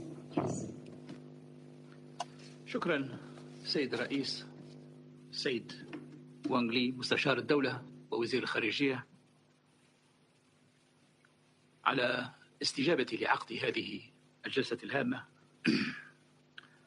السيد أنطونيو غوتيريس الأمين العام للأمم المتحدة، السيد توم وينسلاند، السادة الزملاء الوزراء والسفراء، نجتمع اليوم للمرة الثالثة بصفة استعجالية للتداول في التصعيد الخطير الذي تشهده الأرض الفلسطينية المحتلة، والذي أصبح يشكل تهديدا جديا للأمن والسلم الدوليين. 174 من المدنيين الفلسطينيين العزل، من بينهم 47 طفلا سقطوا ضحية العدوان السافر للقوة القائمة بالاحتلال، وذلك في حلقة جديدة في سلسلة ممارسات الاحتلال للقمع والترويع والعدوان ضد الشعب الفلسطيني المتعددة على مدى أكثر من 7 عقود. هي تقريبا عمر المنظمة الأممية ومجلس الأمن الذي نحن في رحابه اليوم، وهو الجهاز الأول الذي أوكل إليه الميثاق مسؤولية حفظ الأمن والسلم في العالم، والذي تعول عليه كافة الشعوب المستضعفة لحمايتها من العدوان. وإن تونس التي لن تحيد عن موقفها التاريخي الثابت المساند للقضية الفلسطينية العادلة تجدد اليوم إدانتها الشديدة لممارسات سلطات الاحتلال التي لا تكتفي بالاستهتار بالقانون الدولي والقانون الدولي الإنساني والقانون الدولي لحقوق الإنسان وقرارات هذا المجلس وسائر أجهزة الأمم المتحدة الأخرى، بل وتضرب عرض الحائط بكل المواثيق والقيم الإنسانية ولا تحترم حتى المقدسات الدينية.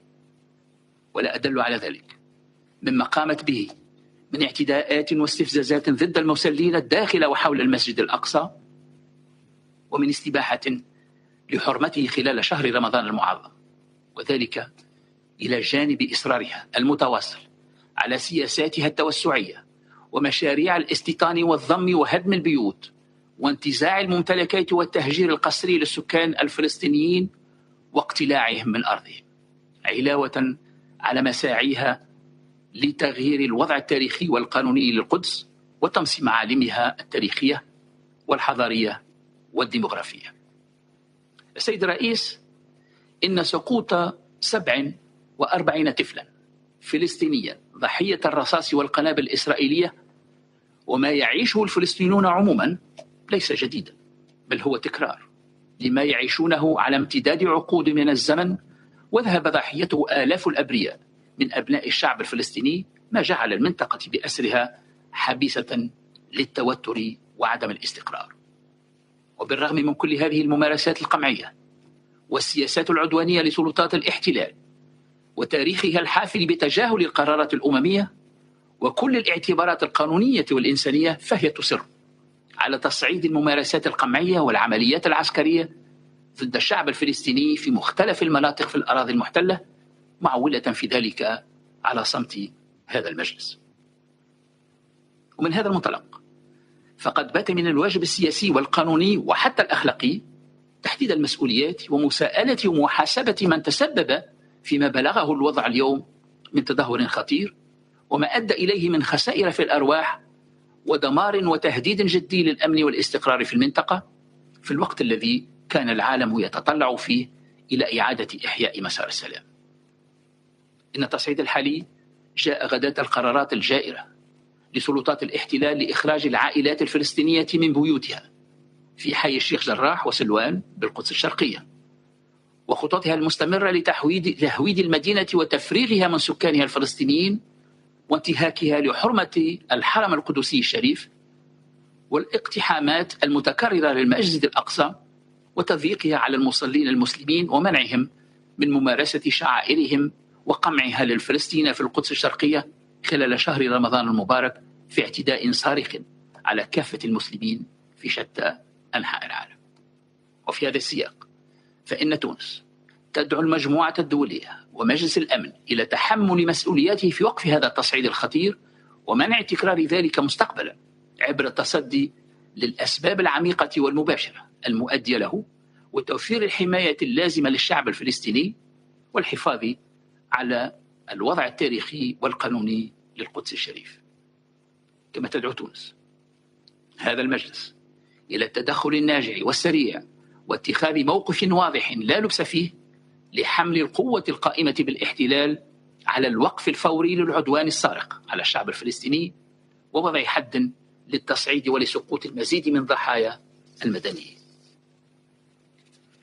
ولن يتسنى ذلك إلا بالإقرار بحق الفلسطينيين كسائر الشعوب الأخرى في تقرير مصيره والعيش في حرية وكرامة وبالكف عن المساواة بين الجلاد والضحية واختلاق الأعذار للمعتدي.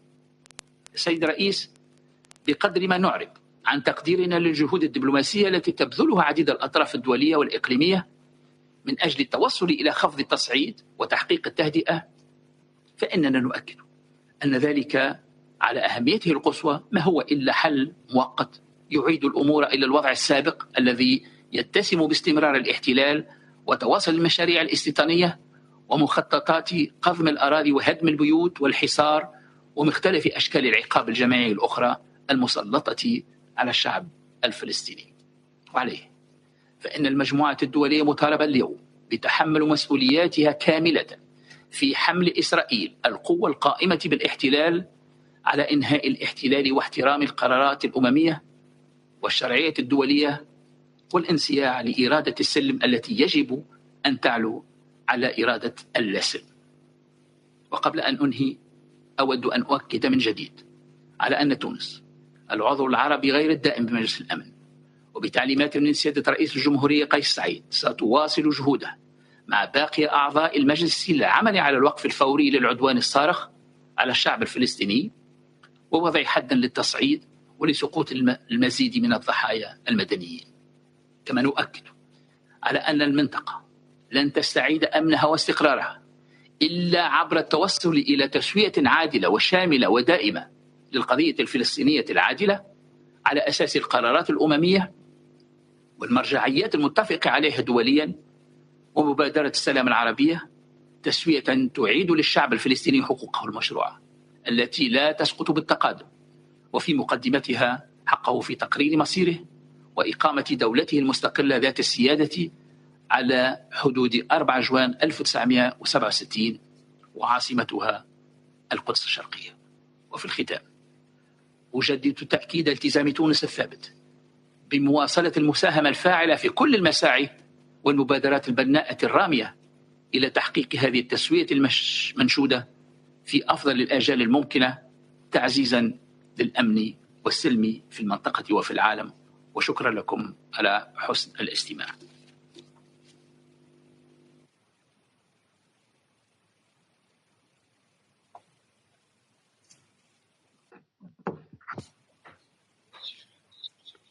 Thank you, Excellency, for your statement.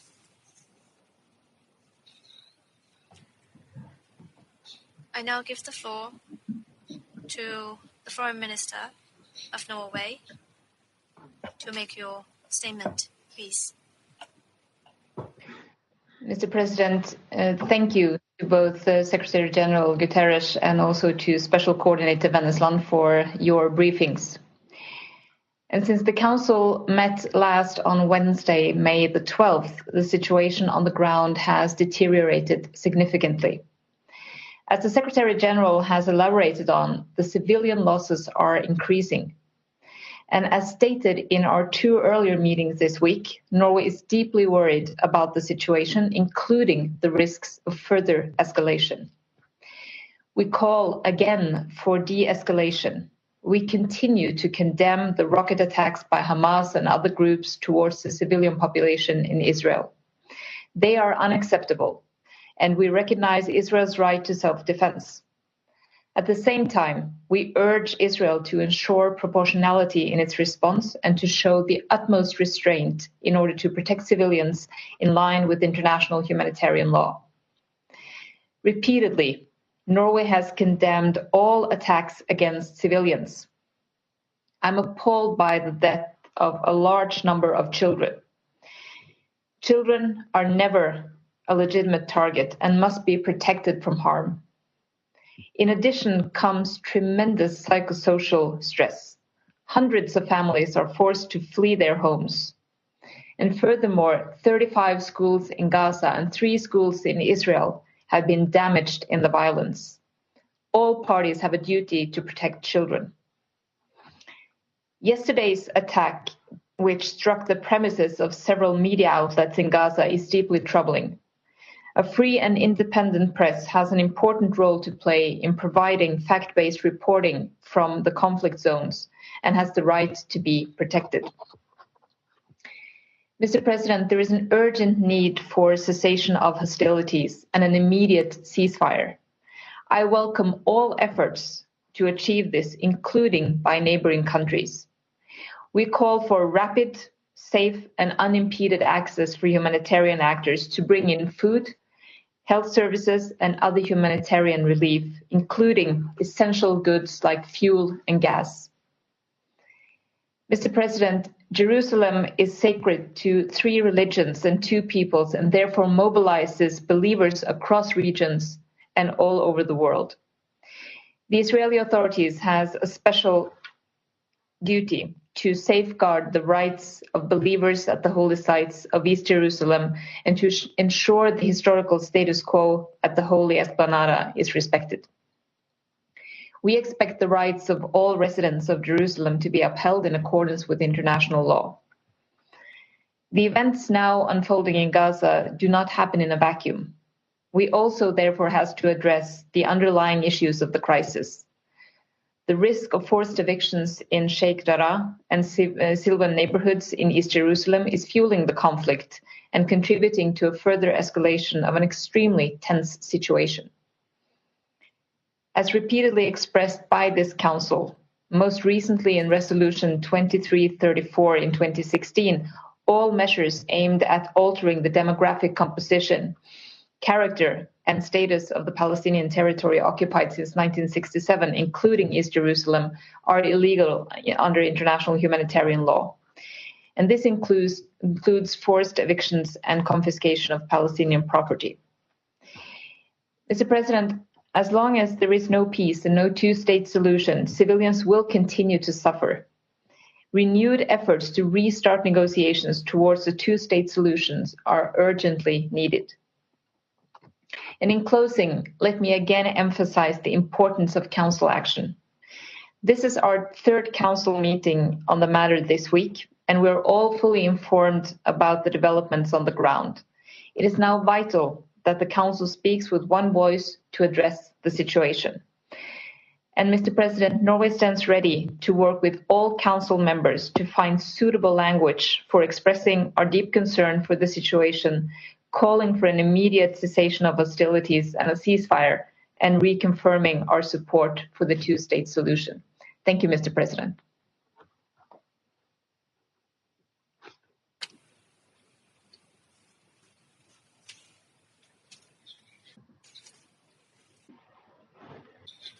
Thank you, Madam Minister, for your remarks. Next, let me invite Foreign Minister Simon Coveney from Ireland to speak.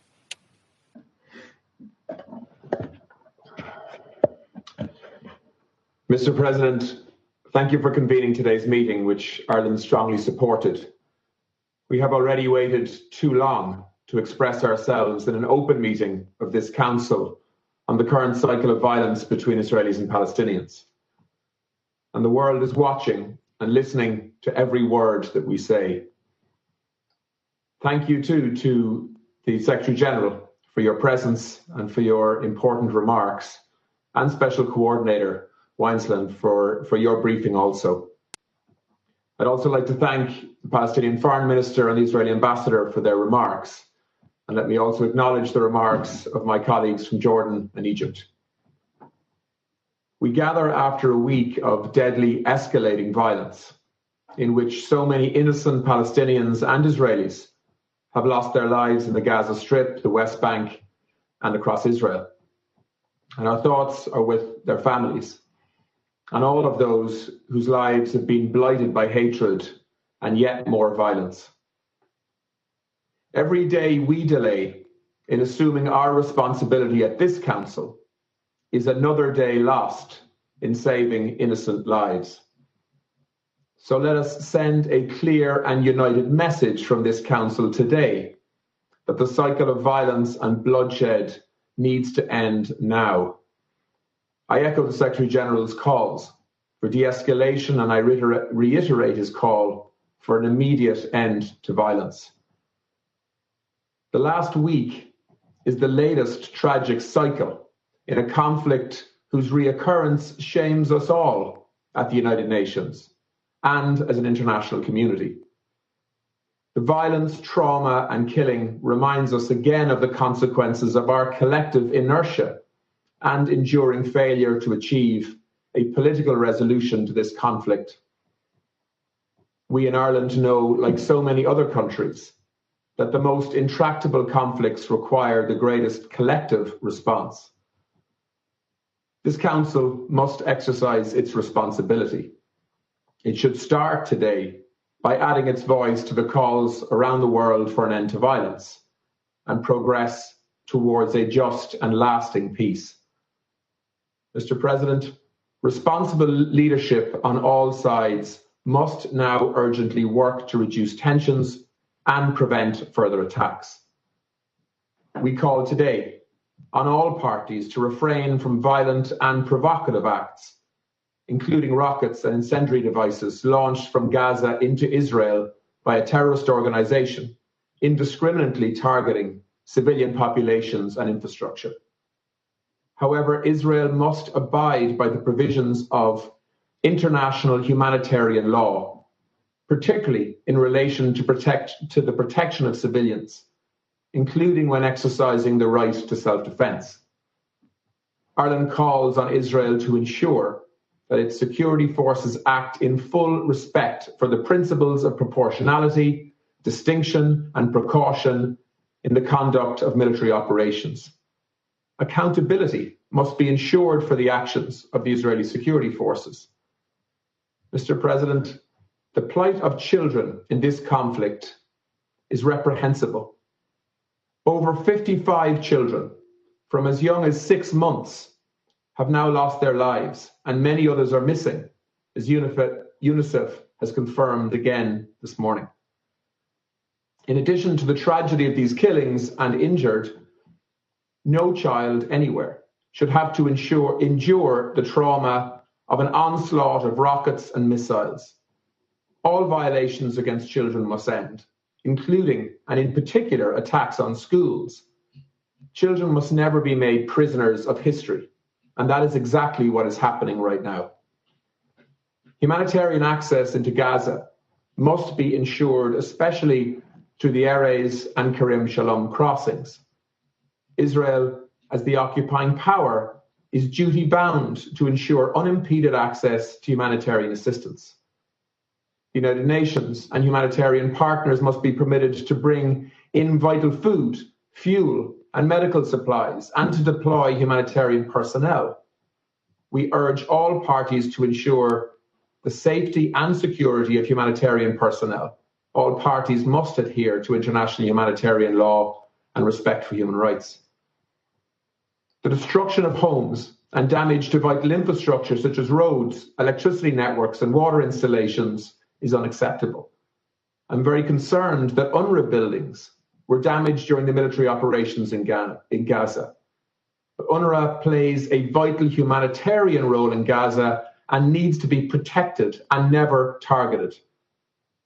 I pay tribute today to the dedicated staff of UNRWA and other UN agencies and NGOs who provide critical services and support even in the most harrowing of circumstances.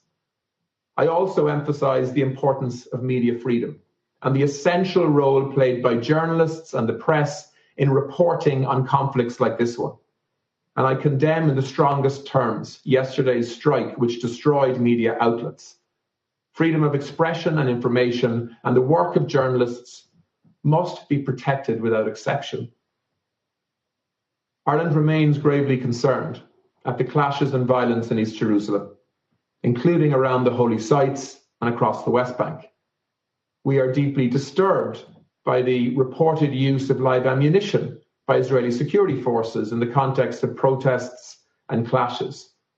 There is a right to peaceful protest, and that does need to be upheld. This week has also seen tragic incidents of inter-ethnic violence, intimidation, arson, and even loss of life in the mixed cities of Israel. Such clashes serve the interests of no one except those bent on exclusion, violence, revenge, and extremism. We must acknowledge that the current escalation has not happened in isolation. Our focus now is on de-escalation and avoiding any more civilian casualties. But we must also look beyond and ask ourselves, how do we move past the current recurring cycles of violence? We cannot return to business as usual after this. That is simply no longer an option, in my view. We can't return to the flouting of international law with the expansion of illegal settlements into occupied Palestinian territory. We can't return to forced evictions of Palestinians from their homes in East Jerusalem and other parts of the West Bank. We cannot return to demolition of Palestinian property, settler violence, and intimidation. We must acknowledge that these actions, occurring at a rate unacknowledged for many years, are a source of legitimate grievance among the Palestinian people and undermine prospects for peace and reconciliation. Bridging the divide requires that all sides live up to their commitments and comply with international law and obligations. Human rights, including fundamental rights of freedom of expression and association, need to be respected even in difficult times. Serious and sustained efforts are urgently needed to reinvigorate and renew credible negotiations, to establish a genuine political horizon, leading to a two-state solution in line with UN resolutions and international law. This Council must play its part in that effort.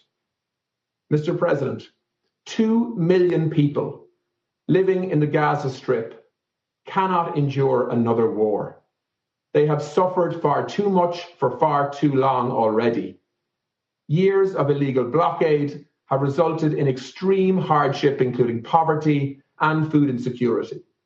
Cycles of violence, and now the COVID-19 pandemic, have further eroded coping mechanisms, leading to a mental health crisis, which particularly impacts on women and children. Civilians in Gaza have nowhere to flee. They are a population under siege, not just now, in the midst of this cycle of violence, but consistently. And this has got to end. For their sake, and for the sake of all Palestinians and Israelis alike, we demand an immediate end to the violence which poisons their future. We have a collective responsibility here today to say that with one strong voice. Thank you, President. 我感谢柯文利先生阁下所做的发言。我现在请美国常驻代表、拜登总统内阁成员琳达·托马斯·格林菲尔德女士阁下发言。Thank you, Mr. President. And thank you, Secretary General Guterres, for joining us today.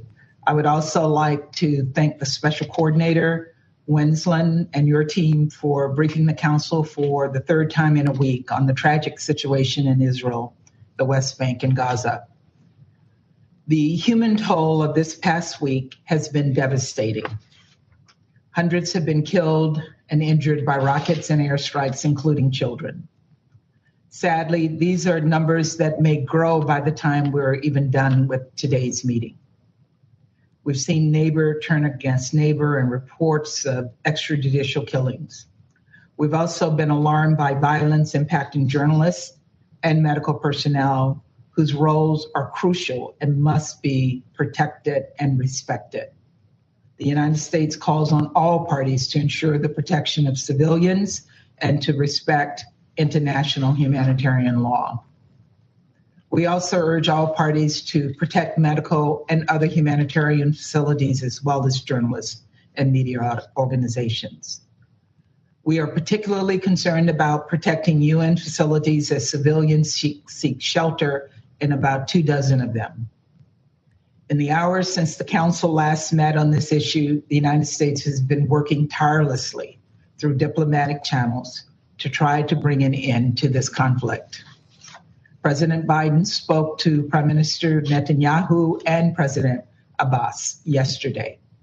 Secretary Blinken has spoken with senior Israeli, Palestinian, and regional leaders.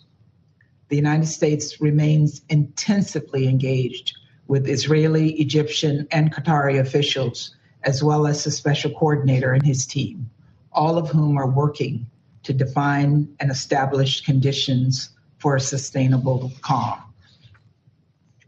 In all of these engagements with Israeli officials, the Palestinian Authority, and all regional partners, the United States has made clear that we are prepared to lend our support and good offices should the parties seek a ceasefire.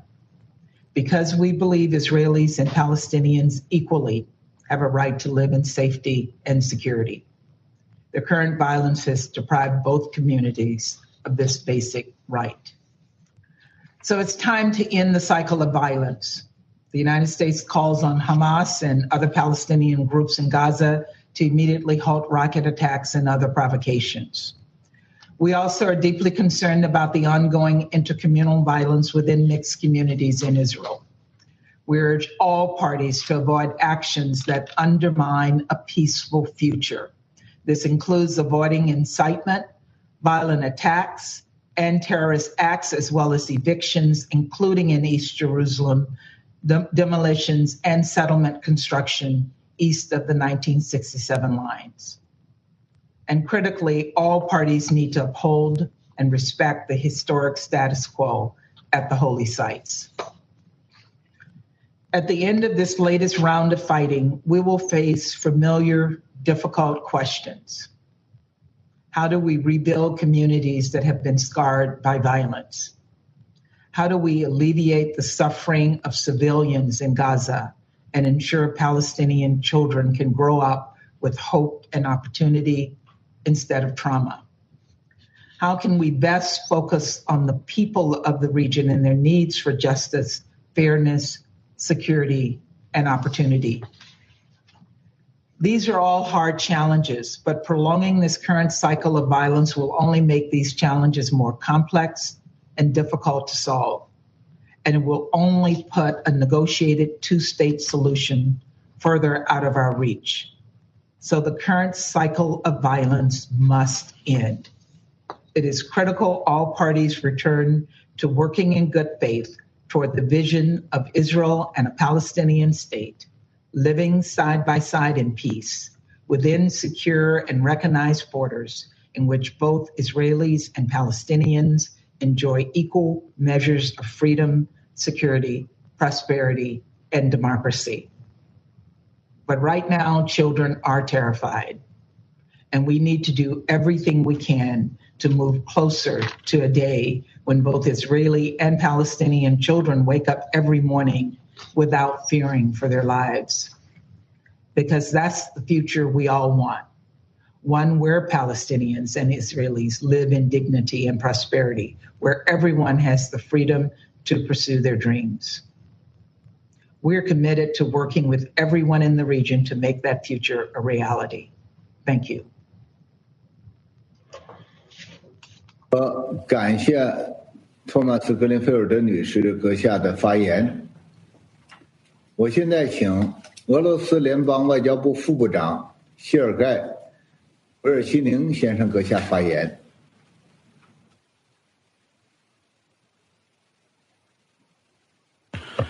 Уважаемый господин председатель, уважаемый господин генеральный секретарь ООН, дамы и господа, мы признательны делегации Китая за созыв сегодняшнего заседания Совета Безопасности с целью рассмотрения острого кризиса в палестино-израильских отношениях, опасность которого не ограничивается границами региона. Стремительная деградация обстановки в зоне конфликта, выливавшаяся в вооруженную конфронтацию и многочисленные человеческие жертвы, вызывает в Москве глубокую обеспокоенность. Выражаем искренние соболезнования семьям погибших и пострадавших. Решительно осуждаем использование силы и проявление насилия в отношении мирных жителей как в Израиле, так и в Палестине. Необходимо немедленное прекращение вооруженной конфронтации, уже приведшей к гибели и ранениям десятков людей, в том числе женщин и детей. На это направлены усилия руководства Российской Федерации и российской дипломатии. Практические шаги по прекращению конфликта предметно обсуждались в ходе визита в Москву генерального секретаря ООН господина Гутерреша, а также в продолжающихся многочисленных контактах высокого уровня с региональными и международными партнерами. Очередное обострение обстановки стало совокупностью факторов, главный из которых – отсутствие прямого переговорного процесса. Именно в ходе таких переговоров палестинцы и израильтяне призваны вырабатывать решение всех фундаментальных вопросов окончательного статуса. Пока же необходимо неукоснительно уважать статус-кво святых мест, обеспечить права и свободу верующих на отправление религиозного культа в Восточном Иерусалиме, колыбели трех монотеистических религий, и учитывать высокую чувствительность данной проблемы. В этой связи считаем лишенными юридической силы попытки изменить географический, демографический и исторический характер и статус Восточного Иерусалима. Новый виток кризиса доказывает, что нормализация связи Израиля с арабскими государствами при благотворности этого явления не способна привести к комплексной стабилизации ситуации на Ближнем Востоке, если на палестино-израильское досье будет игнорироваться. Сейчас приоритетная задача – прекратить огонь и остановить кровопролитие. Призываем стороны соблюдать нормы международного гуманитарного права, не допускать ущерба гражданскому населению, а также инфраструктуре, которая используется журналистами и средствами массовой информации. Особое внимание требуют вопросы защиты медицинского персонала. Подчеркиваем безальтернативность политического регулирования имеющихся разногласий. Сторонам надлежит осознать свою ответственность за судьбы миллионов израильтян и палестинцев, за сохранение внутреннего гражданского согласия. Необходимо в кратчайшие сроки сформировать соответствующие условия для перезапуска мирного палестино-израильского диалога на основе известных решений Совета Безопасности и Генеральной Ассамблеи ООН, принципа двух государств, Палестины и Израиля, сосуществующих в мире и безопасности. Для этого требуется отказ от любых односторонних шагов, включая поселенческую активность, разрушение палестинских жилых объектов, выселение арабского населения из мест исконного проживания, провокации и подстрекательство к насилию. Должна быть прекращена практика создания необратимых реалий на земле, которая предопределила бы окончательное решение. Россия твердо подтверждает свою приверженность указанной выше международно-правовой базе урегулирования, отвечающей законным чаяниям палестинского народа на собственное независимое государство со столицей в Восточном Иерусалиме и законным интересам Израиля на обеспечение своей безопасности. В интересах деэскалации обстановки и создания атмосферы доверия полагаем важным в срочном порядке провести заседание Ближневосточного квартета международных посредников на уровне министров. Для координации четверки с ключевыми региональными игроками предлагаем также созвать министерскую встречу в расширенном формате с подключением ведущих стран региона. В силе остается наше предложение организовать в Москве контакт глав Израиля и Палестины. Еще одним неотъемлемым составным элементом процесса палестино-израильского регулирования является преодоление раскола в палестинских рядах, Российская Федерация во взаимодействии с руководством Египта и другими заинтересованными сторонами продолжит оказывать содействие палестинским политическим силам в целях восстановления общенационального единства на платформе Организации освобождения Палестины. В Москве исходит из важности согласованной реакции Совета Безопасности ООН в отношении нынешнего острого кризиса. И основа для этого имеется, поскольку все члены Совета Безопасности, как это проявилось сегодня, выступают за прекращение силовой конфронтации. Они едины в необходимости неукоснительного соблюдения международного гуманитарного права и недопустимости нанесения ущерба мирному населению. Все члены Совета Безопасности за перезапуск политического процесса между палестинцами и израильтянами и достижение двухгосударственного урегулирования. Считаем также, что прямой диалог между сторонами призван осуществляться при энергичном содействии международных посредников квартета как единственного международно признанного механизма сопровождения процесса палестино-израильского урегулирования. Благодарю вас за внимание.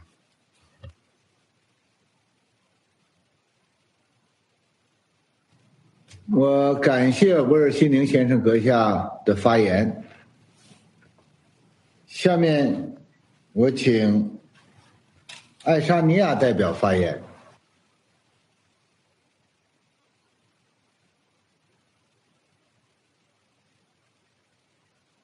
Thank you, Mr. President. I welcome Secretary General Antonio Guterres and thank him for his statement. I also thank Special Coordinator Venezuela for his briefing. Estonia is deeply concerned about the ongoing escalation of violence in Israel and the occupied Palestinian territory. We join the Secretary General's urgent appeal for all parties to immediately cease the fighting.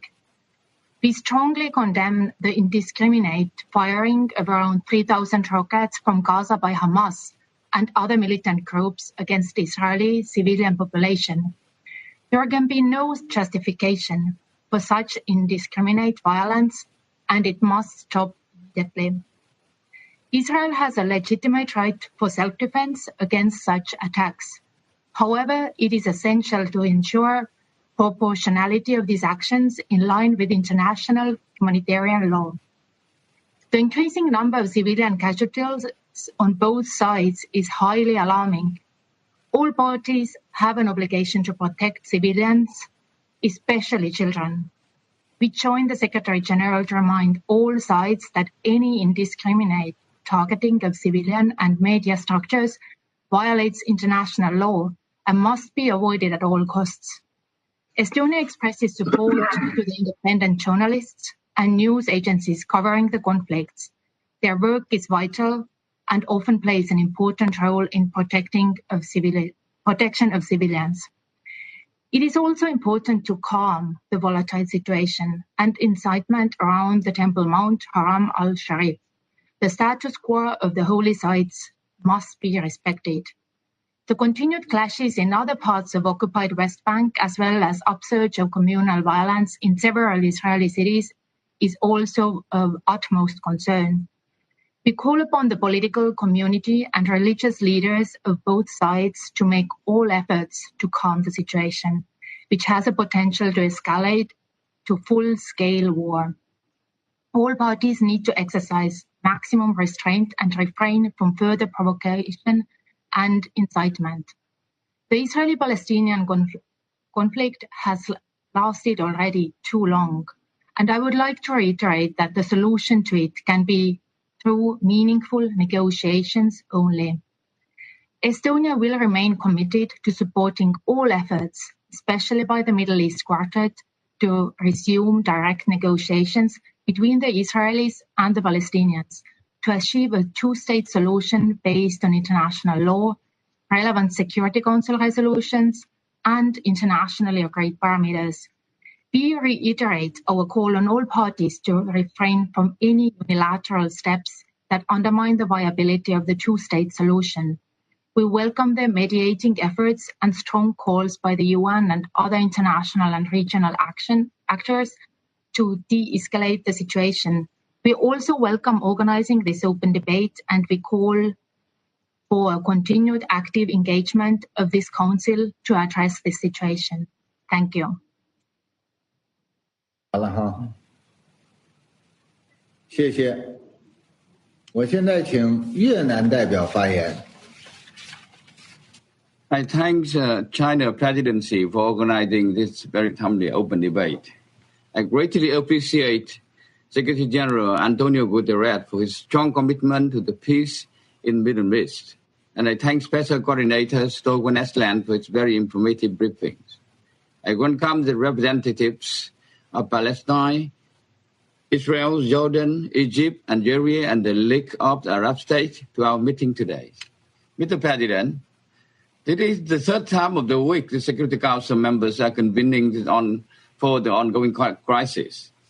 Vietnam joined with other members in expressing our grave concerns about the escalation of tension between Israeli and Palestinians, the rising number of casualties of both sides, and the massive destruction of objects indispensable to the survivors of civilian population.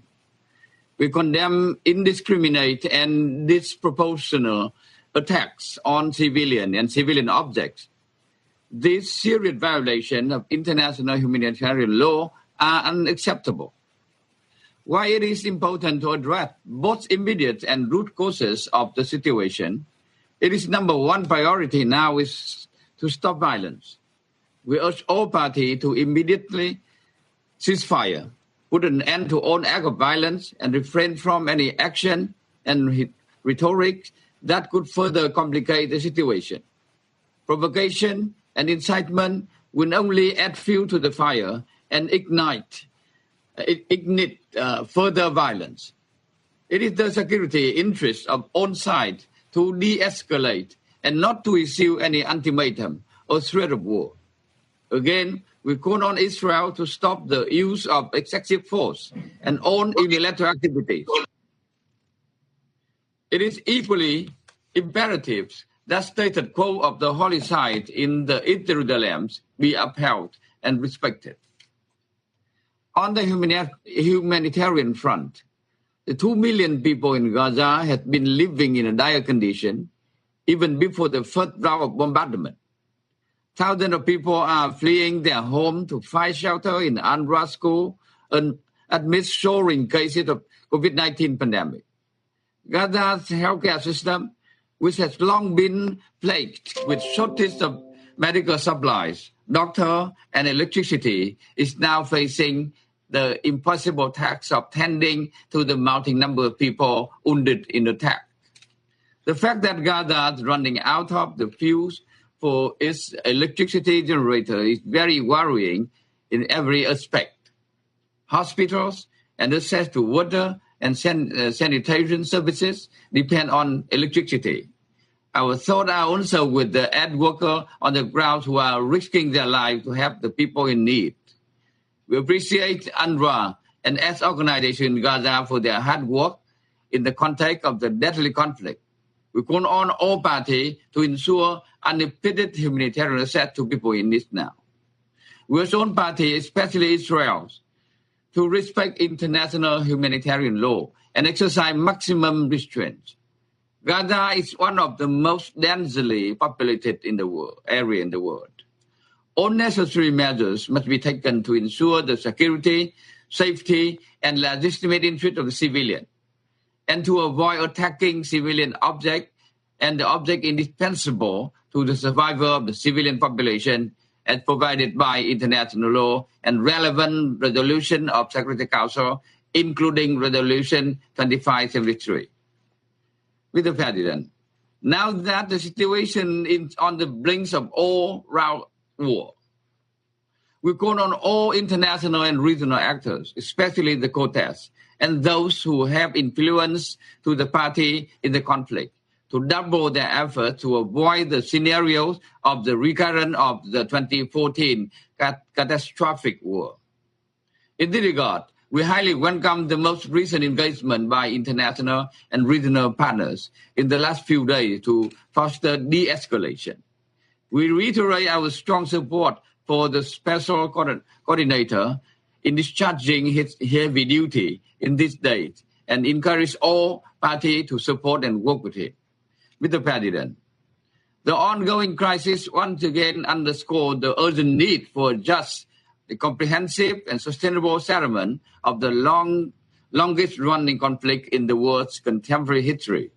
We once again emphasize that conflict must be resolved through peaceful means, and we reiterate our position that the only viable way forward is the two-state solution, including the establishment of the State of Palestine with East Jerusalem as its capital, that peacefully coexisted alongside with the State of Israel, with secure and internationally recognized border on the basis of the pre-1967 line and negotiated settlement, and in accordance with the international law, the UN Charter, and relevant UN resolution.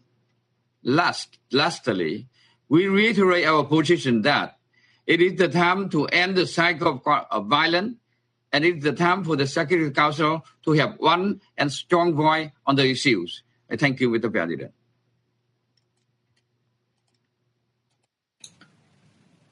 谢谢越南代表的发言。下面我请墨西哥代表发言。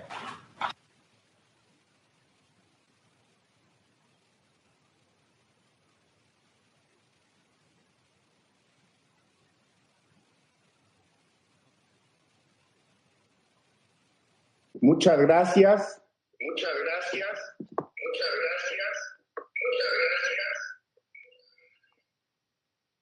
México expresa su profunda consternación por el acelerado deterioro de la situación en Medio Oriente, al tiempo que agradece la presidencia de China por convocar a esta sesión ineludible. El aumento de víctimas civiles, tanto en Israel como en el territorio palestino ocupado, en particular en Gaza, la hacían absolutamente necesaria. Mi delegación lamenta las muertes de civiles, no pocos de ellos menores de edad, como resultado de los enfrentamientos recientes. Rechazamos todo acto que ponga en riesgo la seguridad de la población civil, sea palestina o israelí. Los ataques indiscriminados, la retórica incendiaria y las provocaciones no hacen más que alimentar la espiral de violencia. A pesar de que la situación en el terreno se agrava día a día, este Consejo todavía no ha sido capaz de pronunciarse. El secretario general, el cuarteto, diversas entidades internacionales y varios estados sí lo han hecho, algunos de ellos de manera muy clara y en todo caso oportuna. Es lamentable que el Consejo de Seguridad no asuma su papel como uno de los principales garantes de la paz y la seguridad internacionales.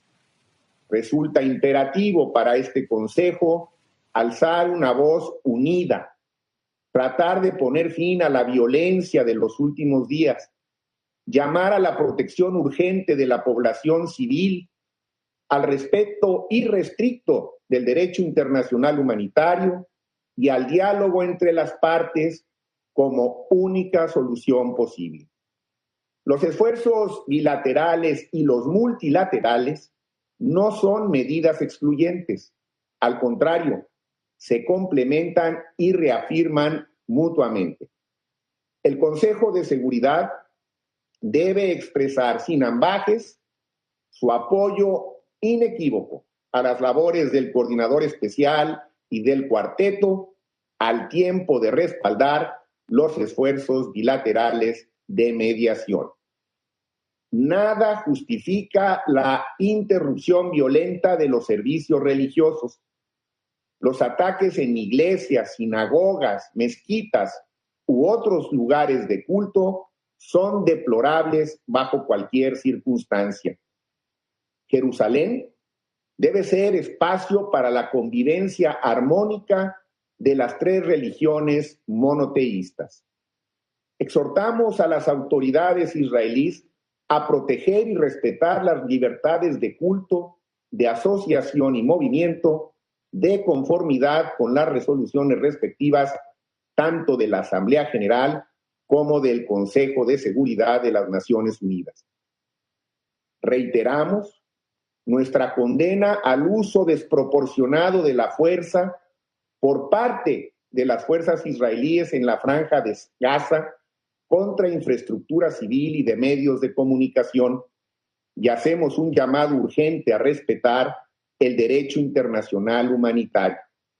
Asimismo, condenamos enérgicamente los ataques con cohetes y objetos incendiarios lanzados por parte de Hamás y otras organizaciones desde Gaza contra Israel. Es muy preocupante el aumento de la tensión y la violencia intercomunitaria en varias localidades de Israel. México hace un llamado a los líderes políticos, religiosos y sociales, tanto israelíes como palestinos, a abstenerse de incitar a las comunidades a la violencia. Se requieren liderazgos que conduzcan a la distensión. Señor presidente, mi país se pronuncia contra toda medida que intente alterar el carácter y la composición demográfica de Jerusalén Oriental. Su carácter especial debe respetarse de conformidad con las resoluciones de la ONU. Si bien es positivo el anuncio de la Corte Suprema de Israel de posponer la decisión sobre el desalojo de Sheikh Jarrah, conviene recordar que junto con Silwan y Ali Zawiya y el resto de los barrios de Jerusalén Oriental son parte del territorio palestino ocupado y como tal se rigen por el derecho internacional. La transferencia de población, el decomiso de propiedades, las demoliciones, los desalojos forzados y las actividades de expansión de los asentamientos constituyen violaciones del derecho internacional y de las resoluciones de la ONU, incluida la resolución 2334. Por ello es que son inadmisibles. México hace un llamado a atender las causas históricas y subyacentes del conflicto y reitera su firme compromiso con una solución integral y definitiva, bajo la premisa de dos estados, que atienda a las legítimas preocupaciones de seguridad de Israel y permita la consolidación de un Estado palestino política y económicamente viable. Dos estados que convivan en paz, con fronteras seguras e internacionalmente reconocidas, que preserven el Estatuto Especial de Jerusalén de conformidad con el derecho internacional y las resoluciones que sobre el tema ha adoptado la ONU. Si bien la responsabilidad directa para retomar el proceso de paz recae en las partes en conflicto, la comunidad internacional debe impulsar y facilitar dicho proceso. Urge, pues, que el Consejo de Seguridad actúe y se pronuncie lo antes posible de una manera inequívoca y equilibrada. Muchas gracias, presidente. 我感谢墨西哥代表的发言，下面请肯尼亚代表发言。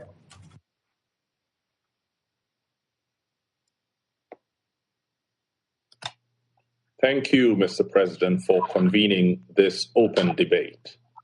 That we're having the third discussion on this matter in a week is an indication of its importance to the international community. Kenya thanks the Secretary General for his efforts to urge de-escalation and focus on the impact of the violence on civilians. I also thank Mr. Wennesland for his continued briefings and efforts. I further welcome the contributions of the distinguished representatives of Israel, the observer state of Palestine, as well as Jordan and Egypt. Mr. President, Kenya has consistently supported diplomatic negotiations conducted in an environment of peace to achieve a two-state solution in which Israel and Palestine live within secure and recognized borders in accord with the June 1967 borders. The escalation of violence in Jerusalem, Tel Aviv, the West Bank, and the Gaza Strip, beyond its high human costs, is reversing any progress toward the ultimate aim of a permanent and secure peace. Kenya sends its condolences to the families and communities who have lost their loved ones. We are concerned that this violence, and particularly its touching on religious sites, will fund extremism and hatred, and that this will lead to the further erosion of the moderate middle ground on which the compromises required for peace can be made. Kenya condemns violent rioting and the exploitation of such popular anger by extremist groups. We strongly condemn Hamas rocket launches from Gaza against civilian targets in Israel, since no cause can justify the deliberate targeting of civilians. In highly emotive situations, such as the ongoing one, police and military authorities should embrace de-escalation, protect lives, and avoid the demolition of civilian infrastructure.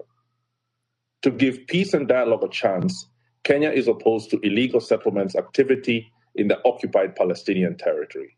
It is also important that the agreed status quo on Jerusalem be respected. It runs counter to established agreements and resolutions, and it inflames passions that run counter to successful negotiation for peace. The enmity that produces the kind of violence occurring today only begets more violence and more generations born into enmities whose roots are too ancient to uproot. This dark moment calls for a renewed vision of peace built on the insight that the present course only leads to further destruction of lives and hope. The people of Israel and Palestine deserve to live in peace, security, and dignity. They hold so much in one another. Kenya therefore calls for an immediate ceasefire and cessation of violence as the first step to a renewed push for peace. We strongly encourage the constructive steps by the respective national authorities to engage with the special coordinator and the special envoys of the Middle East Quartet. We also commend all regional and bilateral efforts for peace and urge all neighboring and nearby states to join this cause. As such, we appreciate the participation of Egypt and Jordan in today's discussion. We also look forward to the contribution of Algeria as chair of the Arab Group and the League of Arab States later on this morning. We call for community leaders, the business community, and civil society in Israel and Palestine to be heard speaking up for ceasefire and dialogue. In many countries, the powerful insistence on peaceful coexistence has often come from these groups. Mr. President, there will be an end to this bout of violence, hopefully sooner rather than later. When that moment comes and dialogue and negotiations resume, we expect that they will be guided by the agreed international mechanisms, including Security Council Resolution 2334. I reiterate Kenya's call for an immediate ceasefire and cessation of violence in the interest of the safety and security of the Israelis and Palestinians alike.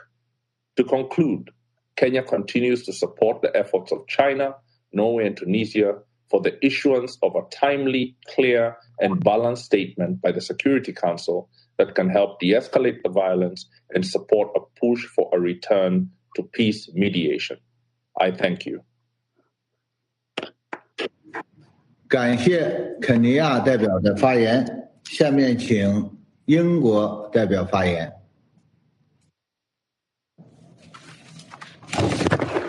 Thank you, Mr. President. The ongoing violence across Israel and the occupied Palestinian territories is deeply concerning and must stop. This week has seen the worst violence Israel and the occupied Palestinian territories have experienced for several years. I repeat my Prime Minister's call that both sides step back from the brink and show restraint.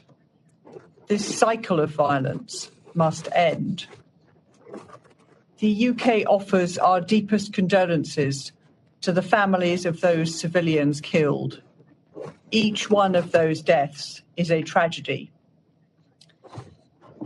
Mr. President, We are deeply concerned that the current trajectory in Gaza will only lead to further violence and more civilian casualties. We want to see an urgent cessation of hostilities and calm restored. We value the continued UN, Egyptian, and Qatari efforts to broker a ceasefire and improve the humanitarian situation. We urge the parties to work with mediators to cease hostilities and prevent further humanitarian impact. Let me be unequivocal, Mr. President. The UK condemns the firing of rockets at civilian populations. There is no justification for targeting civilians. The death toll seen in the last week is unacceptable, and the images we have all seen are truly harrowing. We strongly condemn these acts of terrorism from Hamas and other terrorist groups, who must permanently end their incitement and rocket fire against Israel and Israeli civilians. Israel has a legitimate right to self-defense and the right to defend its citizens from attack. In doing so, it is vital that Israel makes every effort to avoid civilian casualties.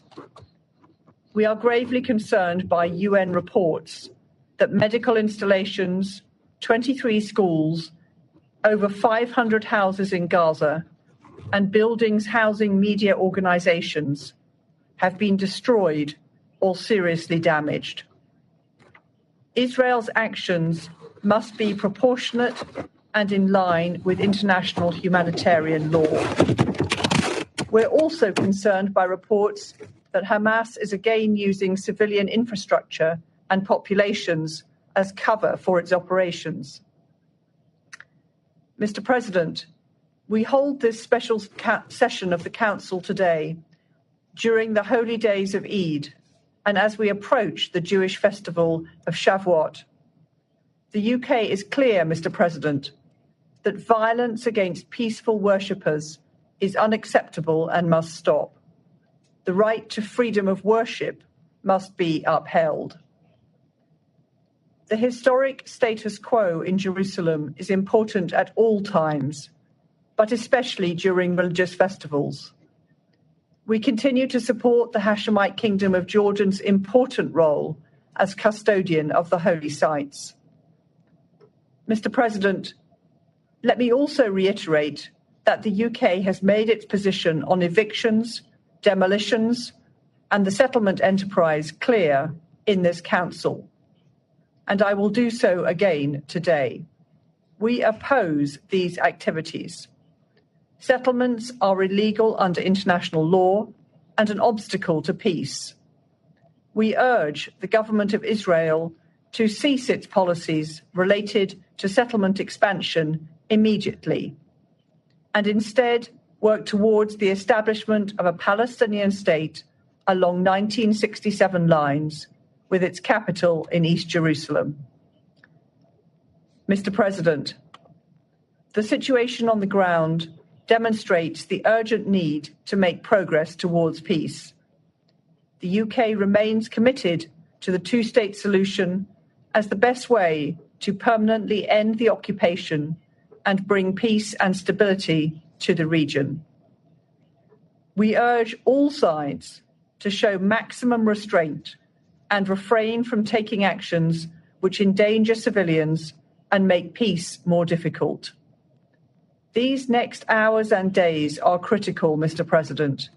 The United Kingdom will continue to do all it can to bring an end to this violence and work towards a more peaceful future for Israelis and Palestinians alike.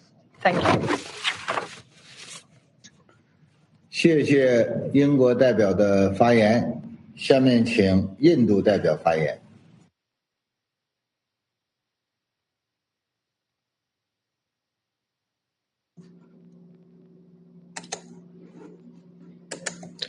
Thank you, Mr. President.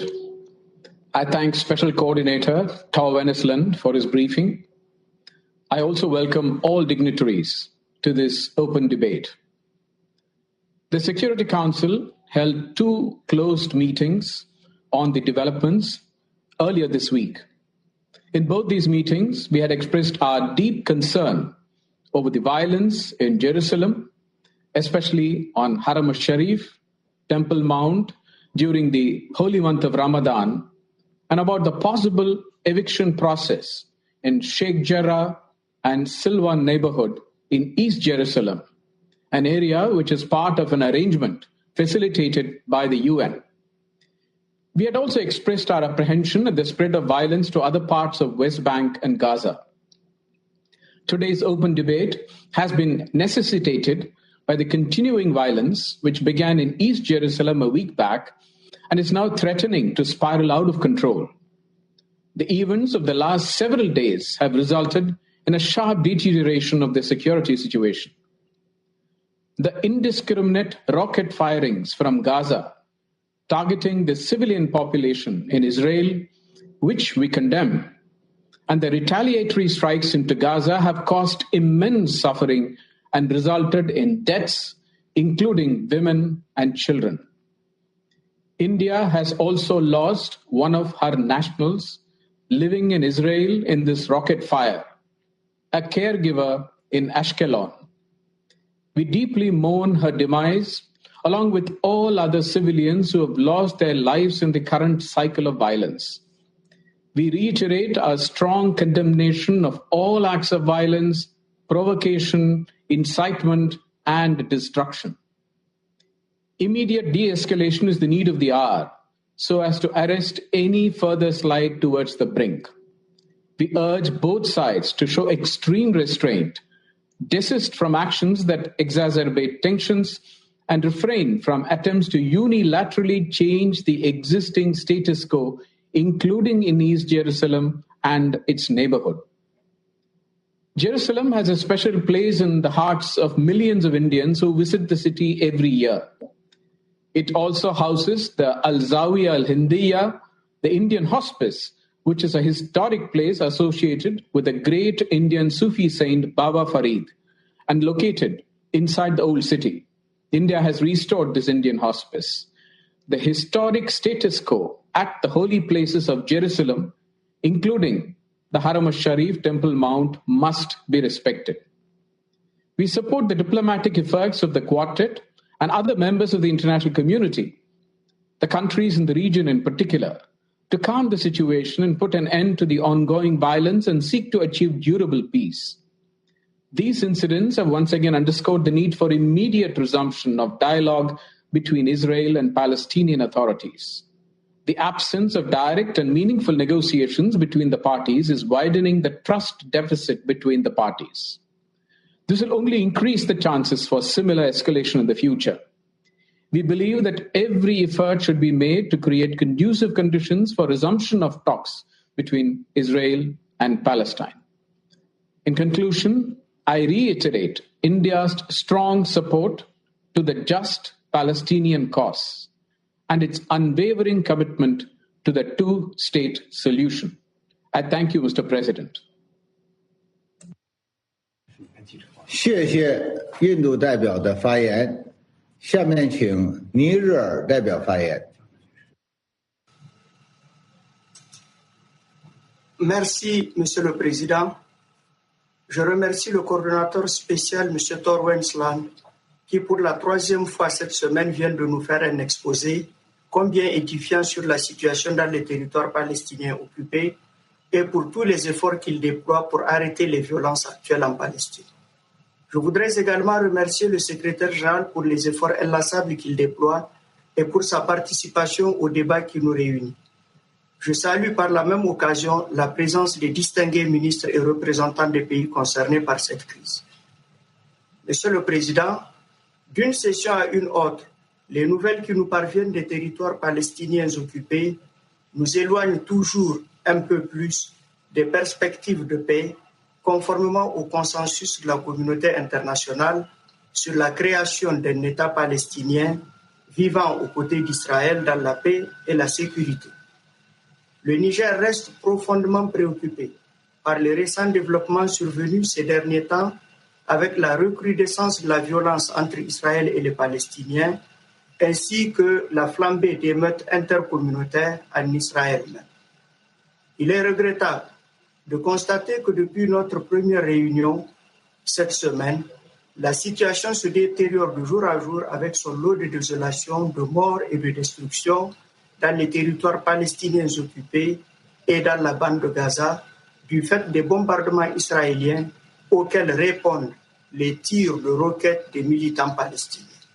Les incidents déclenchés par le projet de déguerpissement des familles palestiniennes des quartiers de Sheikh Jarrah et de Silwan, mais aussi le raid de la police israélienne dans la mosquée Haram al-Sharif pendant le mois béni de Ramadan le 7 mai dernier, risque de plonger la région dans un conflit plus large. Notre préoccupation est d'autant plus grande que le risque d'internationalisation de la crise se précise à raison d'informations faisant état de l'imminence d'une offensive terrestre des troupes israéliennes sur Gaza et des tirs de missiles depuis le Liban en direction d'Israël. À ce jour, il est dénombré plus d'une dizaine de morts côté israélien et près de 140 décès, y compris 55 enfants et 22 femmes, des dégâts matériels énormes, de plus de 10 000 personnes déplacées, soit du fait de la destruction de leurs habitations ou tout simplement pour chercher refuge dans des écoles, des camps de réfugiés et autres édifices des Nations Unies qui eux-mêmes, hélas, comme on a pu le constater, ne sont pas épargnés.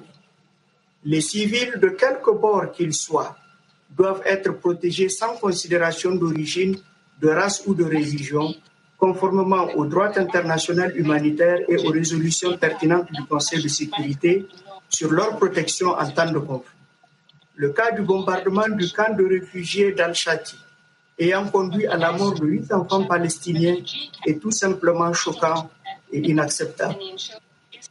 Ma délégation appelle à un arrêt immédiat des hostilités. Nous déplorons ces violences et autres violations des droits de l'homme et du droit international humanitaire et appelons à leur cessation immédiate. Ici, comme partout ailleurs, il est important que tous ceux qui sont rendus coupables de graves exactions puissent répondre de leurs actes. Monsieur le Président, si l'État d'Israël a le droit de se protéger et de se défendre, il faut aussi reconnaître aux Palestiniens ces mêmes droits, eux qui subissent l'occupation et les effets d'une colonisation effrénée depuis plus de 54 ans. Nous ne pouvons pas constamment appeler au respect des droits de l'homme et du droit international humanitaire partout ailleurs et nous abstenir de le faire lorsqu'il s'agit d'Israël. Il n'est simplement pas logique que des populations sans défense, vivant sous le joug d'une occupation féroce, se résignent à rester éternellement sans réaction devant l'inertie de la communauté internationale. Que cela soit clair. De même qu'on ne peut soigner une maladie en s'attaquant à ses symptômes, on ne pourra pas régler la crise israélo-palestinienne en arrêtant simplement les violences actuelles. Que de fois ne l'a-t-on déjà fait? La véritable solution, c'est d'amener Israël à mettre fin à sa politique de colonisation des territoires palestiniens avec son lot d'expropriation, de déguerpissement, de destruction, de brimades et humiliations de toutes sortes. La véritable solution, dis-je, c'est d'avoir le courage de créer les conditions en vue de l'avènement d'un État palestinien indépendant et viable dans ses frontières de 1967, vivant côte à côte avec Israël et avec Jérusalem-Est comme capitale, conformément aux résolutions pertinentes de ce Conseil et de l'Assemblée générale. Nous saluons à ce titre les intenses efforts diplomatiques déployés par les Nations Unies à travers le coordonnateur spécial M. Thor, le quartet pour le processus de paix au Moyen-Orient, ainsi que les autres acteurs pertinents pour mettre fin aux hostilités et à l'effusion de sang, afin de donner un répit aux populations civiles prises au piège de cette dernière flambée de violence et de relancer le processus de paix.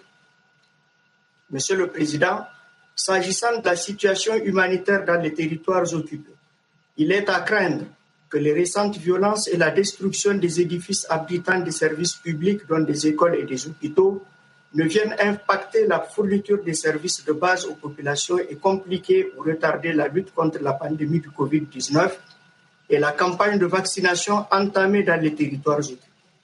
Il est aussi à craindre une hausse des cas de contamination au virus du fait que la population est plutôt préoccupée par la recherche de sa protection physique face au bombardement que par l'observation des mesures barrières contre la propagation de la maladie. Aussi, ma délégation appelle à un soutien plus accru à l'UNRWA pour lui permettre de faire face aux besoins des personnes affectées par les combats et continuer son assistance habituelle aux plus démunis dans les territoires occupés. Nous appelons Israël et l'Égypte à ouvrir les points de passage sur Gaza pour permettre l'acheminement de l'aide humanitaire d'urgence aux populations particulièrement fragilisées. Nous saluons également l'excellent travail du CICR sur le terrain dans les circonstances actuelles. Monsieur le Président, pour conclure, le Conseil de sécurité doit se montrer à la hauteur de sa responsabilité première de par la charte de notre organisation en veillant à la mise en œuvre de la solution à deux États conformément à sa résolution 2334. Il est temps d'agir, car si nous permettons la création de Bantoustan au lieu d'un État palestinien viable et indépendant, nous aurons semé la graine de la perpétuation de la haine, de la violence et de la souffrance humaine dans cette merveilleuse région, berceau des trois religions monothéistes. Cette fois-ci, il s'agit d'un véritable test pour la crédibilité et l'autorité de ce Conseil. Nous devons tous, dans l'unité, redoubler d'ardeur et d'imagination pour soutenir et encourager les partis à s'engager résolument sur la voie de la paix. Nous devons par conséquent continuer à apporter notre ferme soutien au coordonnateur spécial ainsi qu'à tous les autres acteurs qui œuvrent de façon inlassable pour faire avancer le processus de paix au Moyen-Orient. Je vous remercie, Monsieur le Président. 我感谢尼日尔代表的发言，下面请圣文森特和格林纳丁斯代表发言。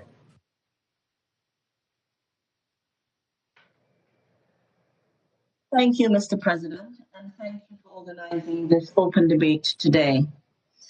I also thank UN Secretary General Antonio Guterres, Special Coordinator Tor Wennesland, and all other distinguished speakers from the affected countries, including the Secretary General of the Arab League, for their contributions to today's debate.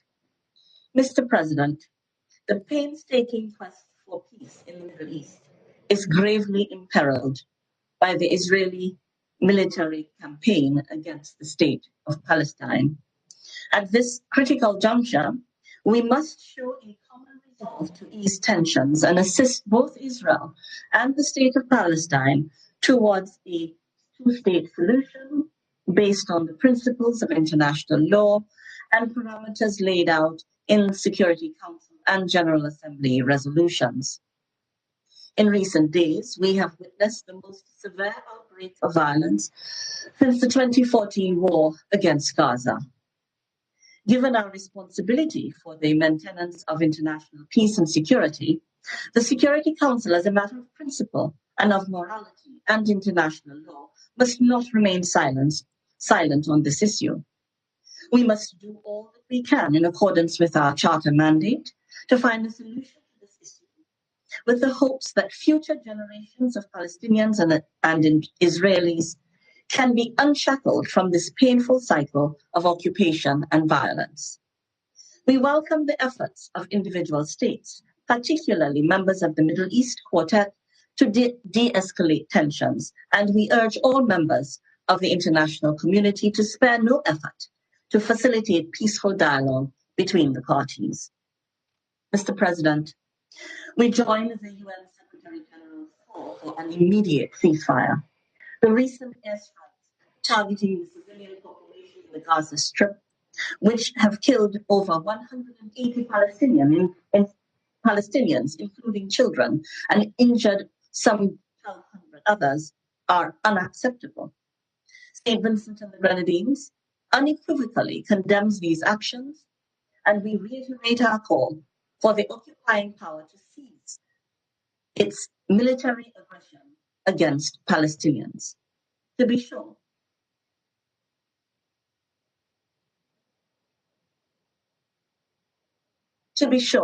we also sympathize with the families of those who died in Israel. Furthermore, we believe that international law against the targeting of civilians must be upheld, and that those responsible for breaches of such law should be held accountable for their crimes. The right to self-defense cannot cloak the wrongs of the party that fired the first shots and is using military capabilities far beyond that of the weaker party. Let us remember that Palestinians do not have shelters or protections to wait out the hail of airstrikes. This council is their only protection. International law is their only protection, and we are failing them. We are alarmed by the escalating provocations and incitement by Israeli forces on various holy sites in Jerusalem, including the Al-Aqsa Mosque, Al-Haram, Al-Sharif compound, where hundreds of Palestinian worshippers have been injured. We call on all sides to desist from violence, incitement, and inflammatory rhetoric and act in a responsible way. We also reaffirm that Jerusalem remains the holy site of the three monotheistic religions, to be treasured by all of humanity, and we reject any unilateral attempts to change its historic status. St. Vincent and the Grenadines remains deeply concerned about the potential eviction of Palestinians from their homes in occupied East Jerusalem, including families in the Sheikh Jarrah and Silwan neighborhoods of the city. The ongoing occupation of Palestinian territories constitutes a flagrant violation of international law and remains a significant threat to lasting and comprehensive peace. Yet again, St. Vincent and the Grenadines calls on Israel to cease all settlement activities and to abide by its legal obligations and responsibilities under international humanitarian law and the Fourth Geneva Convention. Further, as reinforced by its Resolution 2334 of 2016, we condemn all measures aimed at altering the demographic composition, character, and status of the Palestinian territory. The international community must be candid and upright regarding these illegal actions. Don't the lives and dignity of Palestinians matter to you? In conclusion, Mr. President, St. Vincent and the Grenadines reaffirms that an internationally agreed two-state solution based on pre-1967 borders remains the most credible path to resolving this issue.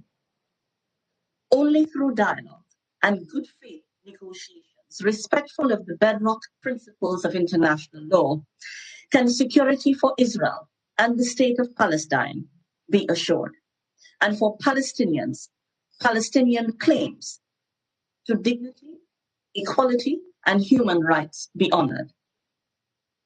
The international community must deepen its commitment to take the political, diplomatic, and legal steps necessary to de-escalate tensions. The imperative is clear. We must stand together firmly and resolutely and demand peace and justice for all. It is time. Thank you, Mr. President. 感谢圣文森特和格林纳丁斯代表发言。下面请法国代表发言。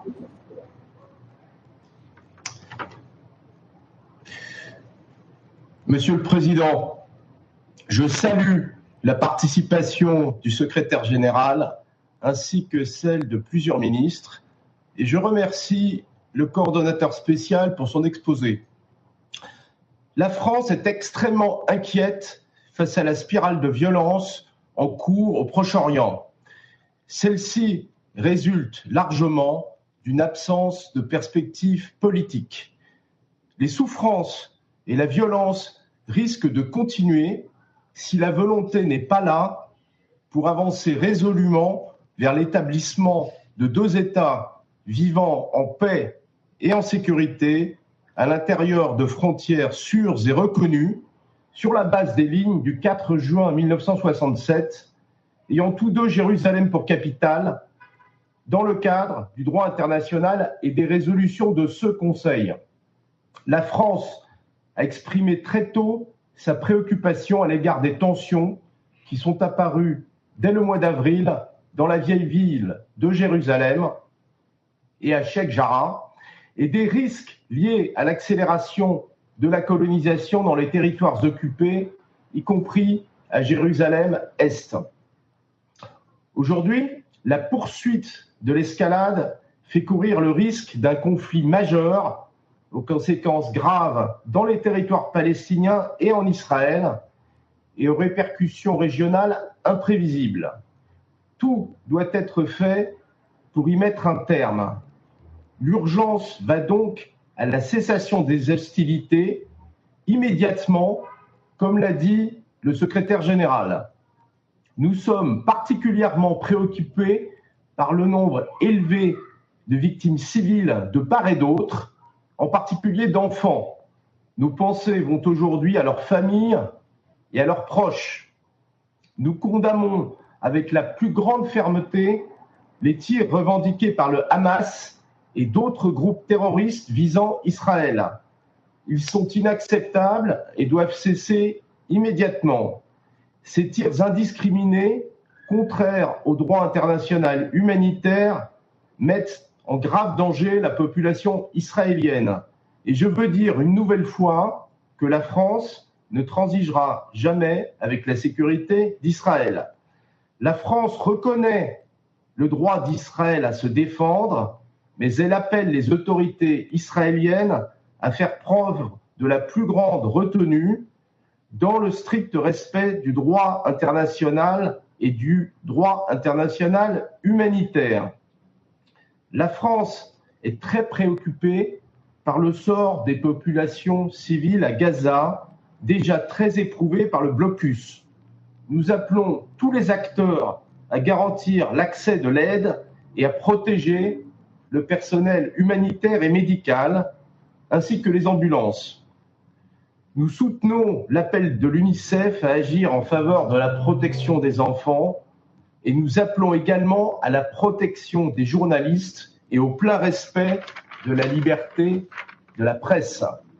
La poursuite des affrontements à Jérusalem-Est et en Cisjordanie, ainsi que les heurts en Israël, sont très inquiétants. Toutes les déclarations provocatrices et les appels à la violence doivent cesser. Nous appelons chacun à la retenue. Les mesures d'apaisement à Jérusalem doivent se poursuivre. Cela passe par le plein respect du statu quo de 1967 sur les lieux saints et à la fin de toutes les activités de colonisation, notamment l'éviction de familles palestiniennes à Jérusalem-Est, notamment à Sheikh Jarrah, qui sont contraires au droit international humanitaire. Nous condamnons la colonisation sous toutes ses formes. Enfin, les tirs depuis le sud Liban et depuis la Syrie sont un développement particulièrement inquiétant. Nous mettons chacun en garde sur les conséquences régionales d'une escalade au nord d'Israël. La France a multiplié les démarches auprès des acteurs concernés au cours des derniers jours. Elle continuera d'œuvrer activement en faveur de la paix. Le président Macron s'est entretenu à cette fin avec le Premier ministre israélien et le président palestinien pour faciliter un retour au cessez-le-feu à Gaza et un retour au calme en Israël et dans les territoires palestiniens. Il s'entretiendra dans les prochains jours avec le président Sisi.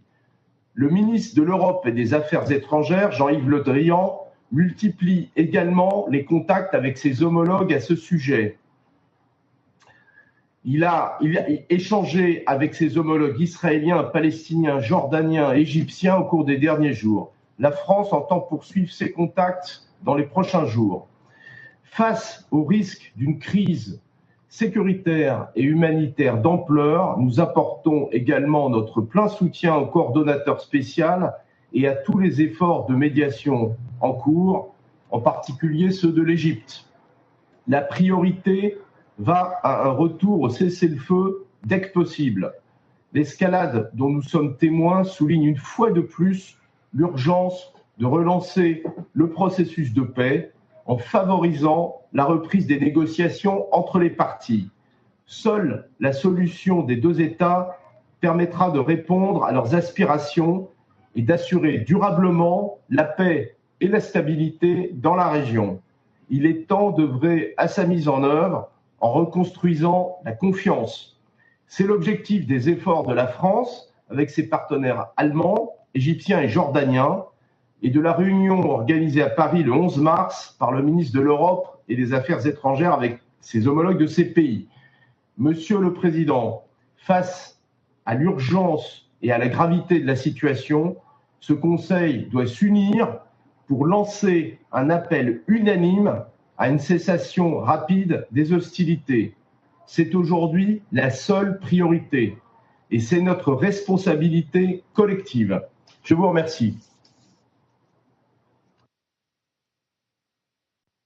感谢法国代表的发言，下面我请阿尔及利亚代表发言。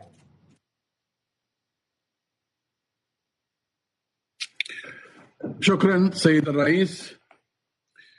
سألقي هذه الكلمة مكان السيد الصبري بوغدوم وزير الشؤون الخارجية الذي يعتذر لعدم تمكنه من المشاركة في أشغال جلستنا هذه نظرا لالتزام حكومي. سيد الرئيس، اسمحوا لي في البداية باسم المجموعة العربية أن أتقدم بخالص الشكر والتقدير لكم على عقدكم هذه الجلسة الهامة وأن أهنئكم على ترأس مجلس الأمن لهذا الشهر. كما أشكر السيد أنطونيو غوتيريس الأمين العام للأمم المتحدة على مداخلته، والشكر الموصول للسيد تور وينسلاند المنسق الخاص للأمم المتحدة لعملية السلام في الشرق الأوسط على إحاطته الوافية.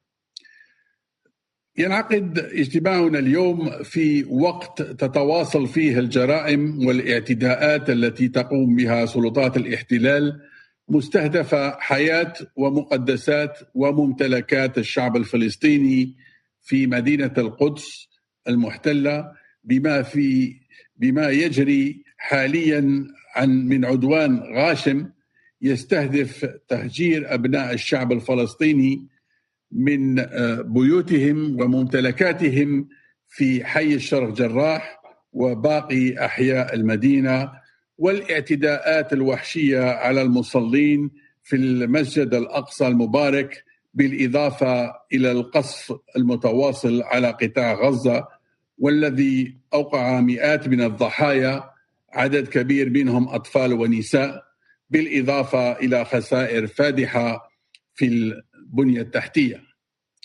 تؤكد المجموعة العربية مرة أخرى على أن القضية الفلسطينية كانت ولا تزال قضيتنا المركزية، وعلى أن مدينة القدس الشرقية المحتلة عاصمة دولة فلسطين وجزء لا يتجزأ من الأرض الفلسطينية المحتلة عام 1967 تماما كما يؤكده القرار رقم 8660 الصادر عن مجلس الجامعة الدول العربية على المستوى الوزاري في دورته غير العادية المنعقدة في يوم 11 مايو الجاري.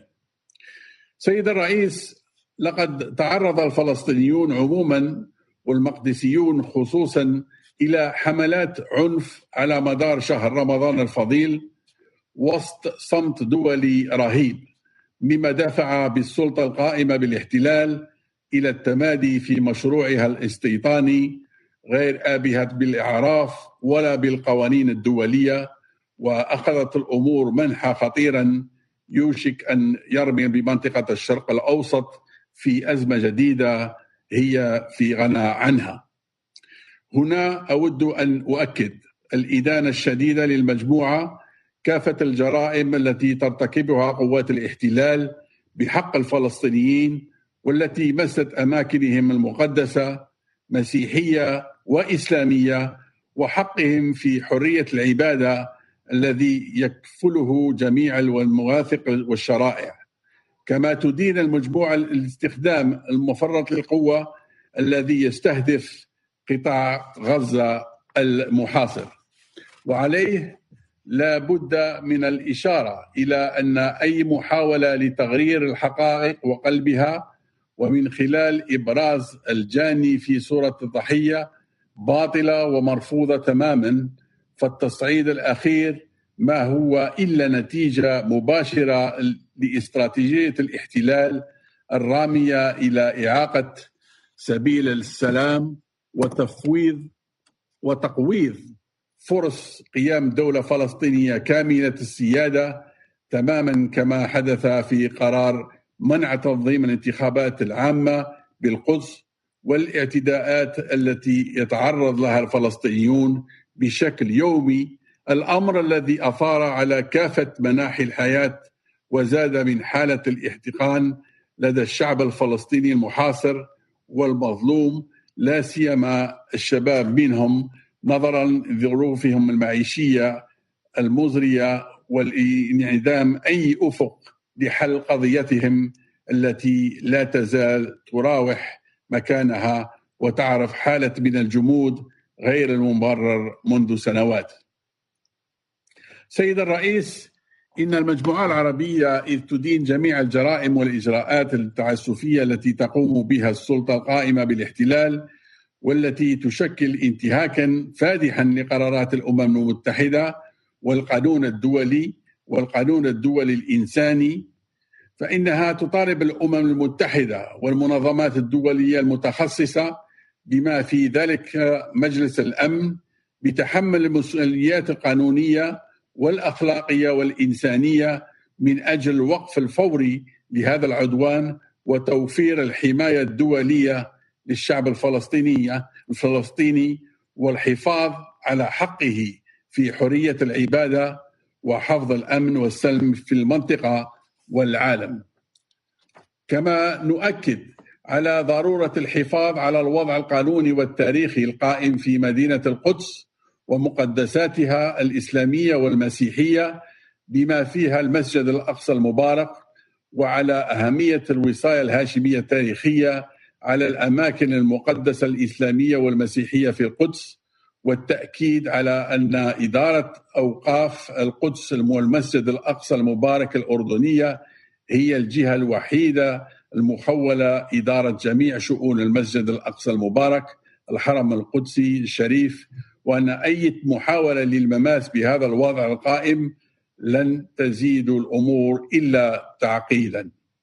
وتود المجموعة العربية التنويه بأهمية الدور الذي تطلع به لجنة القدس برئاسة المملكة المغربية في الدفاع عن المدينة المقدسة ودعم سمو الشعب الفلسطيني، وكذا أهمية الجهود التي تبذلها وكالة بيت أمال القدس التابعة للجنة القدس. كما ترى المجموعة العربية بداية وكإجراءات أولية من قبل مجلسكم الموقر ضرورة اتخاذ خطوات عملية للوصول إلى تهدئة شاملة في القريب العاجل. وفي هذا المقام ندعو دول المجلس إلى أن تستعمل كافة الوسائل الدبلوماسية المتاحة من أجل العمل على وقف السياسات والإجراءات غير القانونية للسلطة القائمة بالاحتلال من أجل ضمان أن لا تتدهور الأمور مستقبلا. ونثمن جهود اللجنة الوزارية المشكل من قبل مجلس الجامعة العربية والمساعي الحثيثة لكل من مصر والأردن في هذا الخصوص. وإذ تؤمن المجموعة العربية بأن وقف إطلاق النار خطوة أولى يجب أن يتبعها انخراط جاد من قبل الجميع، لا سيما اللجنة الرباعية، فإنها تناشد أعضائها التحرك لأجل لعب دور المنوط بهم واستعجال جميع الأطراف، لا سيما الأمين العام للأمم المتحدة، في ضرورة الاستجابة لمطلب الرئيس محمود عباس بعقد مؤتمر دولي لإعادة إحياء مسار السلام. وختابا سيد الرئيس، لقد أكدت الأحداث الجارية مرة أخرى على ضرورة التحرك الدولي الجاد والسريع نحو استئناف عملية السلام في الشرق الأوسط من خلال توسيع وإعادة تنشيط اللجنة الرباعية الدولية، وبما يمنح أفقا سياسيا حقيقيا بغية إنهاء الصراع عبر الحل العادل والدائم الذي يفضي إلى إقامة الدولة الفلسطينية المستقلة والمتصلة وعاصمتها القدس الشرقية، كما يحقق استقرار الأوضاع في ربوع المنطقة وفقا لقرارات الأممية ذات الصلة، لا سيما تلك الصادرة عن مجلسكم الموقر هذا، ووفقا لمبادرة السلام العربية في هذا الخصوص. وشكرا على حسن الإصغاء.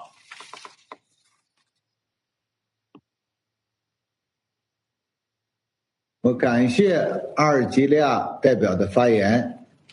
我现在请阿拉伯国家联盟代表发言。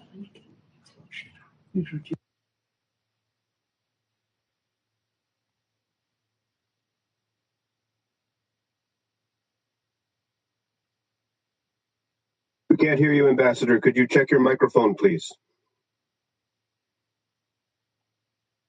السيد الرئيس، السيد السكرتير العام، اسمحوا لي أن أستهل بياني بالإعراب عن تقدير جامعة الدول العربية العميق للجهود المضنية التي قامت وتقوم بها جمهورية الصين الشعبية وبعثتها الدائمة أثناء رئاستها الحالية لمجلس الأمن، سعيا نحو قيام مجلس الأمن بدوره المنشود في حفظ السلم والأمن الدوليين في منطقة الشرق الأوسط. وأن أبدأ بياني الذي ألقيه نيابة عن معالي الأمين العام لجامعة الدول العربية السيد أحمد أبو الغيط، الذي حالت ظروف طارئة دون مشاركتي في أعمال هذه الجلسة الهامة، بأن أؤكد على دعم الجامعة العربية الكامل لكل ما ورد في البيان الذي أدلى به سعادة وزير الشؤون الخارجية لجمهورية الجزائر الديمقراطية الشعبية رئيس المجموعة العربية لشهر مايو. السيد الرئيس، يتطلب التعامل مع الوضع المتدهور يوميا على الأرض تقييما واقعيا لمجريات الأمور ورؤية واقعية لمدى قدرة النظام الدولي متعدد الأطراف على التعامل مع هذا الموقف، خاصة وقد فشل مجلس الأمن في مجرد اعتماد بيان صحفي في الأيام الماضية يؤكد فيه على مبادئ الشرعية الدولية ويسعى من خلاله لتحقيق التوازن المفقود بين قوة احتلال غاشمة تستغل كل ما أوتيت من قوة عسكرية وحماية دولية مطلقة، وشعب فلسطيني محتل يطالب بحقوقه غير قابلة للتصرف، وأهمها حقه في إقامة دولته الحرة المستقلة وعاصمتها القدس الشريف، ويسعى للحفاظ على حقوقه في أرضه إلى أن يتم تحقيق ذلك من خلال التفاوض المباشر بين الجانبين الفلسطيني والإسرائيلي. وللوصول لهذا التقييم يتعين على مجلس الأمن الإجابة بصراحة ووضوح على عدد من الأسئلة المحورية التي ستساعد المجلس وتساعدنا أيضا في جامعة الدول العربية على التعامل بشكل أفضل مع الموقف. وأهم هذه الأسئلة هي: ألا تنطبق القواعد المطبقة في الأمم المتحدة لحماية المدنيين في النزاعات المسلحة على الشعب الفلسطيني المحتل الذي تم الاعتداء عليه ومنعه من الوصول إلى مقدساته الإسلامية لممارسة شعائره الدينية في الحرم الشريف في شهر رمضان المبارك؟ أم أن هذه القواعد تنطبق فقط على حماية المستوطنين الإسرائيليين بمعرفة القوات الإسرائيلية لدى استيلائهم على الأراضي الفلسطينية والاعتداء على مدنيين الفلسطينيين العزل في المسجد الأقصى والشيخ جراح وسلوان وغيرها من الأراضي الفلسطينية المحتلة في منطقة القدس وما عداها، في انتهاك صارخ لقرار مجلسكم الموقر 2334 لعام 2016 الذي يمنع التهجير القسري والاستيلاء على الأراضي؟ ألا يستوجب الموقف الحالي تفعيل مجلس الأمن والأمين العام والأجهزة الأخرى في الأمم المتحدة لمبادئ مسؤولية الحماية والأمن الإنساني التي توافقنا جميعا عليها في قمة 2005 وإنفاذها بكل قوة لحماية الشعب الفلسطيني من بطش قوة الاحتلال الإسرائيلي الغاشمة؟ أم أن هذه المبادئ تنطبق فقط على الشعوب العربية وأقرانها من الدول الأفريقية واللاتينية والآسيوية الشقيقة، وعلى نحو يقود لوضعها وقياداتها تحت أنظمة العقوبات ولتشكيل التحالفات لقصفها عسكريا؟ هل ستبقى إسرائيل للأبد خارج نطاق المساءلة الدولية عن كل ما ارتكبته من جرائم في حق الشعب الفلسطيني الذي تقوم باستفزازه والهجوم عليه وتدمير بنيته التحتية خدمة لأهداف انتخابية إسرائيلية داخلية وتحقيقا لطموحات شخصية لقيادات إسرائيلية بعينها؟ كل ذلك في الوقت الذي تسعى فيه إسرائيل لاستفزاز حركات المقاومة الفلسطينية للرد عليها عسكريا ولاستخدام تلك الدائرة المغلقة من العنف والعنف المضاد كحجة لاستمرار العدوان وتوسيع نطاقه ومبررا للاستيلاء على المزيد من الأراضي الفلسطينية تنفيذا لمخططاتها الاستعمارية أو لمبادرات مرفوضة عربيا ودوليا تم تقديمها في سنوات مضت لمناقضتها الشرعية الدولية والقانون الدولي وميثاق الأمم المتحدة. ألا يسهم مجلس الأمن بتقاعسه عن تفعيل اللجنة الرباعية والارتقاء بمستواها إلى المستوى الوزاري في إعاقة التوصل للسلام المنشود في الشرق الأوسط برعاية دولية من خلال المفاوضات المباشرة بين الطرفين الفلسطيني والإسرائيلي وصولا إلى المؤتمر الدولي الذي طالب الرئيس أبو مازن بعقده تحت مظلة الأمم المتحدة؟ وألا يسهم المجلس بتجاهله للصلف الإسرائيلي برفض إدلاء سكان القدس بأصواتهم في الانتخابات الفلسطينية الرئاسية والتشريعية وما ترتب عليه من تأجيل لهذه الانتخابات في إعاقة التوصل للإطار الديمقراطي الصحيح الذي تسعى فلسطين لترسيخه كأساس لمرحلة جديدة من العمل الوطني والمفاوضات الجادة؟ وأين يقف المجلس من حماية المقدسات الإسلامية والمسيحية في الأراضي العربية المحتلة التي تتعرض لحملات شرسة من الحكومة الإسرائيلية تستفز مشاعر المسلمين والمسيحيين في أرجاء العالم قاطبة رغم الجهود المضنية التي تبذلها الأردن والسعودية والمغرب وغيرها من الدول الراعية لحماية هذه المقدسات؟ وأين يقف المجلس من حماية الإعلام الحر الذي يسعى لنقل ما يحدث من مجازر ترتكبها القوات الإسرائيلية على الأراضي الفلسطينية في الوقت الذي تطالب فيه الأمم المتحدة بحرية وصول المعلومات إلى كافة أرجاء العالم؟ تلك الحرية الإعلامية التي تتعرض للعدوان والقصف والتدمير الإسرائيلي في باب العمود وفي برج الجلاء وفي غيرها. السيد الرئيس، لقد أثبتت التجارب السابقة أن إسرائيل لن تتمكن من تحقيق الأمن مهما امتدت عملياتها العسكرية زمنيا أو جغرافيا، وإنما ستتمكن من تحقيق ذلك فقط إذا ما توصلت للسلام من خلال المفاوضات مع دولة فلسطين. والتاريخ حافل بالتجارب الحية لذلك، فلن ينسى أحد العدوان الإسرائيلي على لبنان لمدة شهر عام 2006، والعدوان الإسرائيلي على غزة لمدة شهر عام 2008، ولما اقترب من شهر عام 2014، ومن هجمات إسرائيلية لم ولن تجلب الأمن لا لدولة إسرائيل أو لدولة فلسطين على حد سواء.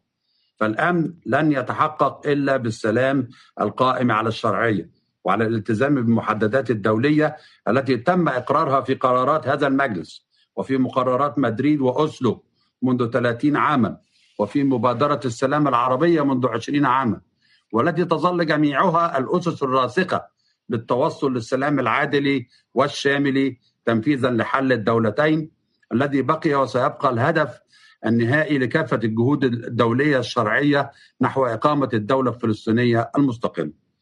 في هذا الإطار فإن جامعة الدول العربية تطلق في هذا البيان نداءين عاجلين وتتطلع للاستجابة لهما إنقاذا للموقف.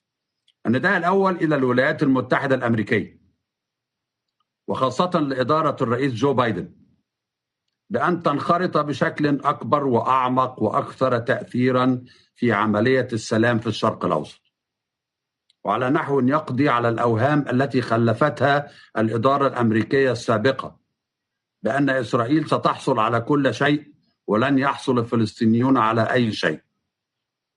وهنا فما زلنا في الشرق الأوسط نتذكر بكل التقدير المبادرة الرائدة التي تقدم بها الرئيس كلينتون عام 2000 بدعم من الاتحاد الأوروبي وأطراف أخرى عديدة محبة للسلام، وورقة العمل التي طرحها شخصيا في مؤتمر صناع السلام بشرم الشيخ حول قضايا الوضع النهائي الخمس وعلى قاعدة الأرض مقابل السلام، ودعوته الشجاعة للقيادات الفلسطينية والإسرائيلية إلى كامب ديفيد 2 للانخراط في مفاوضات حقيقية جادة أسفرت عن التوصل لاتفاق حول 4 قضايا من قضايا الوضع النهائي، إلا أن قضية القدس كانت هي القشة التي قسمت ظهر البعير وحالت دون التوصل إلى اتفاق مع الرئيس الفلسطيني الراحل المرحوم ياسر عرفات.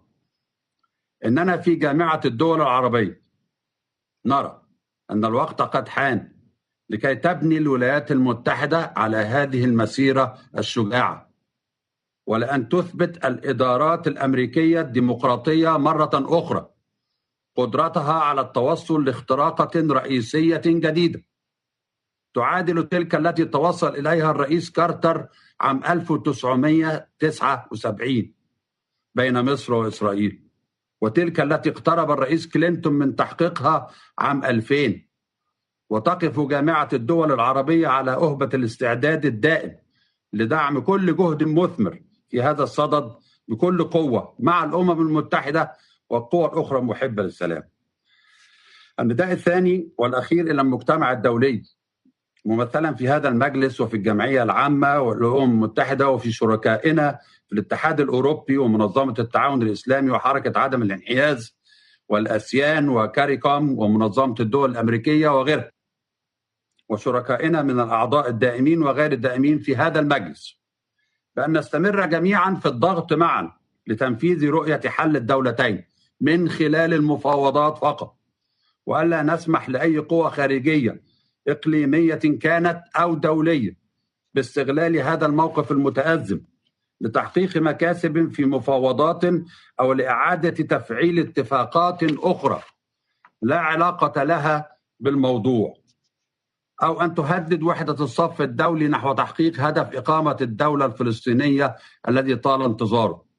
وإلى أن يتحقق ذلك أن يتم فورا بذل كافة الجهود لوقف إطلاق النار من الجانبين، ونثق في أن الاستجابة للوساطة المصرية وغيرها ستكون كفيلة بتحقيق ذلك في أقرب فرصة، وكذا وقف كافة الانتهاكات لحقوق الشعب الفلسطيني والرجوع عن كافة الأعمال والسياسات الاستيطانية الشرسة وتوفير الحماية اللازمة للشعب الفلسطيني الأعزل من خلال آليات مبتكرة من مراقبي الأمم المتحدة، والسماح لسكان القدس الشريف بالتصويت في الانتخابات الفلسطينية، وأن يكثف السكرتير العام من جهوده بالتنسيق مع هذا المجلس وصولا لعقد الرباعية الدولية على مستوى الرفيع المنشود، تمهيدا لعقد المؤتمر الدولي لإقامة الدولة الفلسطينية المستقلة في أقرب فرصة وعاصمتها القدس الشريف على حدود 4 يونيو 1967 ولتحقيق ذلك على الأرض. نهاية الاقتباس، وشكرا سيد الرئيس.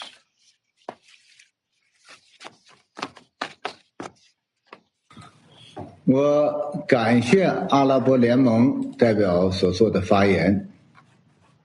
现在在发言名单上没有其他人了。作为主席，我再次感谢各个代表参与今天的会议和所做的发言。从今天会议讨论情况看，安理会成员对当前局势有压倒性共识，安理会应当就当前局势一致发声。会后，中国、挪威、突尼斯将根据会议情况起草一份主席新闻谈话草案，并尽快散发。希望所有成员能建设性地参与讨论，确保安理会及时作出反应，履行好我们的职责。这次会议是公开辩论会，除现场发言外，我们还收到13份书面发言。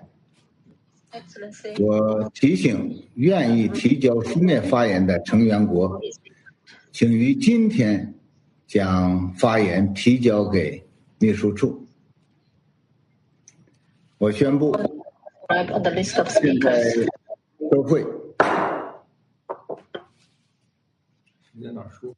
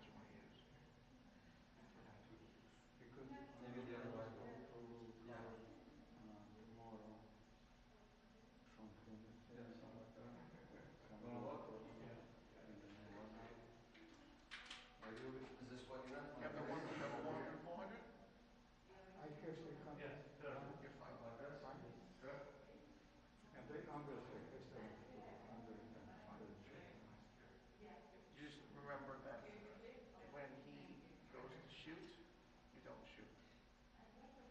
So you're going to be, basically when you shoot, when someone's swinging, you can't fire the camera. If you're using the Sonys, then you're fine.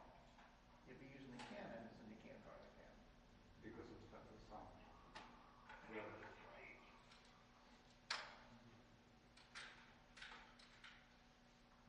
So when he goes to swing, then you just fire. 300 would be fine. Normally you use between you can use a 100, 400, 200, 400, or a 600, depending on where you want to be and how the background, what the background is. And I usually use a 20. One step to your left. That's what that one's that's yeah. Perfect. Good. To give a better view. I use the wide just in case I need it, right? As a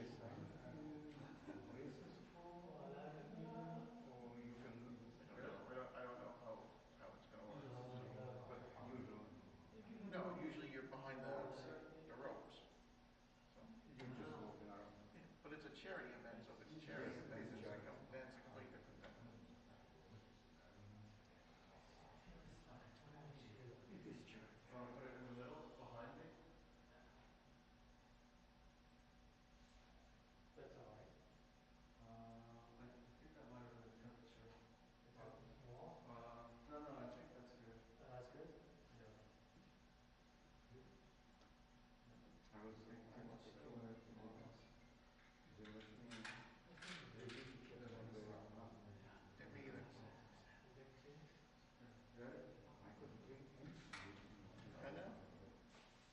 I know.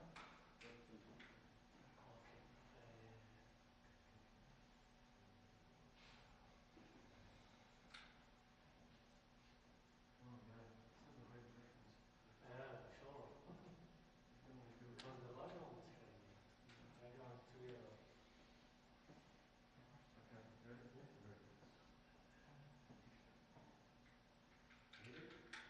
You want to put it over in the middle?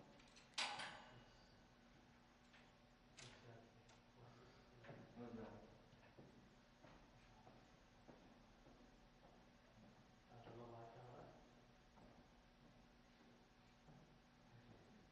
Oh, there's a reflection in the glasses. So,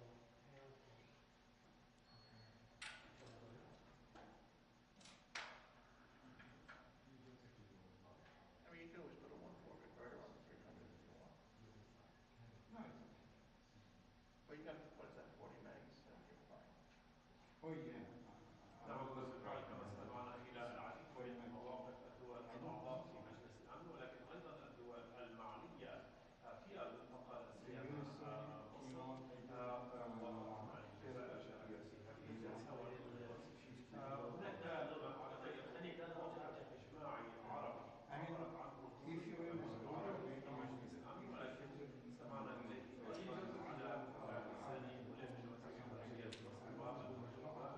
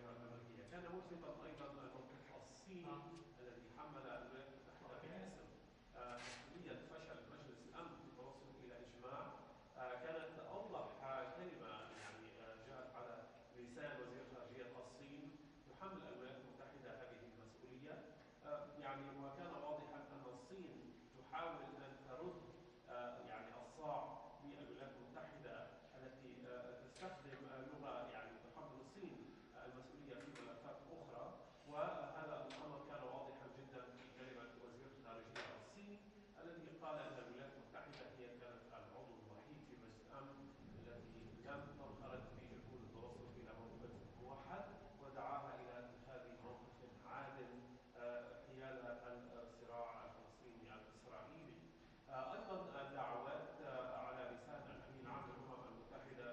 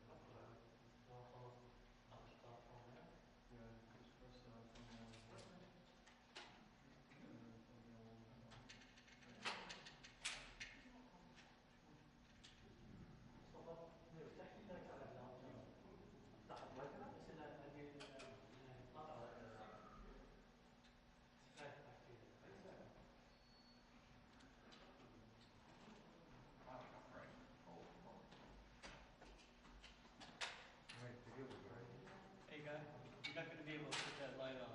Yeah, right now? When they're coming out, you can't. I was sometimes going to keep the cameras and stuff like you think. When anyone walks to that podium, you have to turn that off. No, definitely. You know when we'll be fine? 2 o'clock, what we were told. 2 o'clock. 2 o'clock, but you're actually not even supposed to be down there. It could be coming at any time. Technically, you're not supposed to be down there at all. If Tom comes, he's going to tell you. These guys on the left, they might get away with it. I know.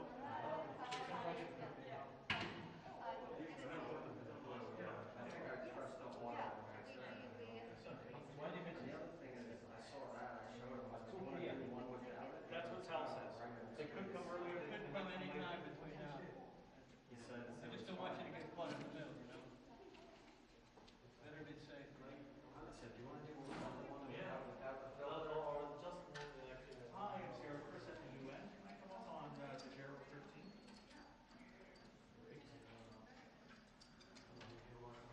I guess is London our next news? Still don't want to get.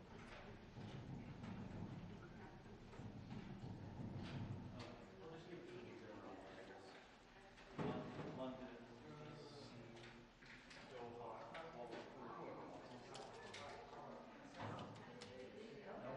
That was years ago. Probably before your time. How long was it? Huh? Yeah, how long was it?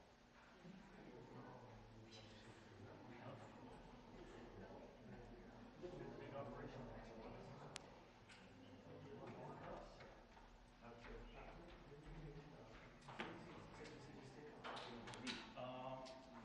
You should be getting, well, if you see my shot, you should also be getting a similar UN shot.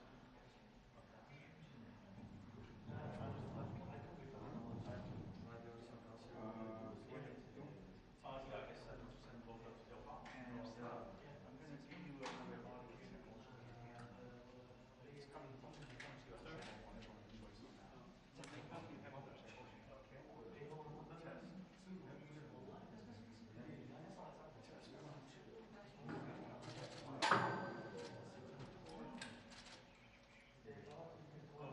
what me?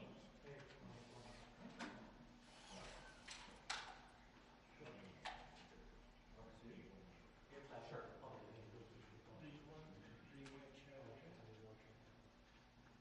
You're talking to me in the UN? No, I'm on NTSC. Sorry?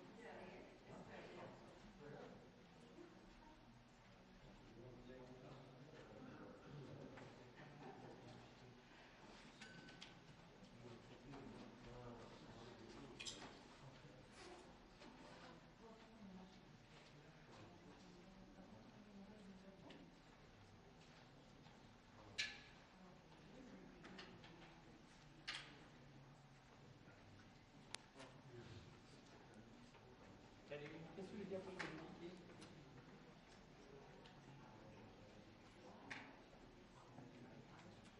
Non, mais ça, c'est la même chose. Ça, c'est la même chose. Ça s'appelle déclaration, communiqué dans la presse, je ne sais pas quoi. Ils en discutent en coulisses. Je ne sais pas si on aura. Pour l'instant, ils ont arrêté un peu le poids. Là, on a juste dans 5 minutes un spécialiste avec le chinois, le tunisien et le norvégien.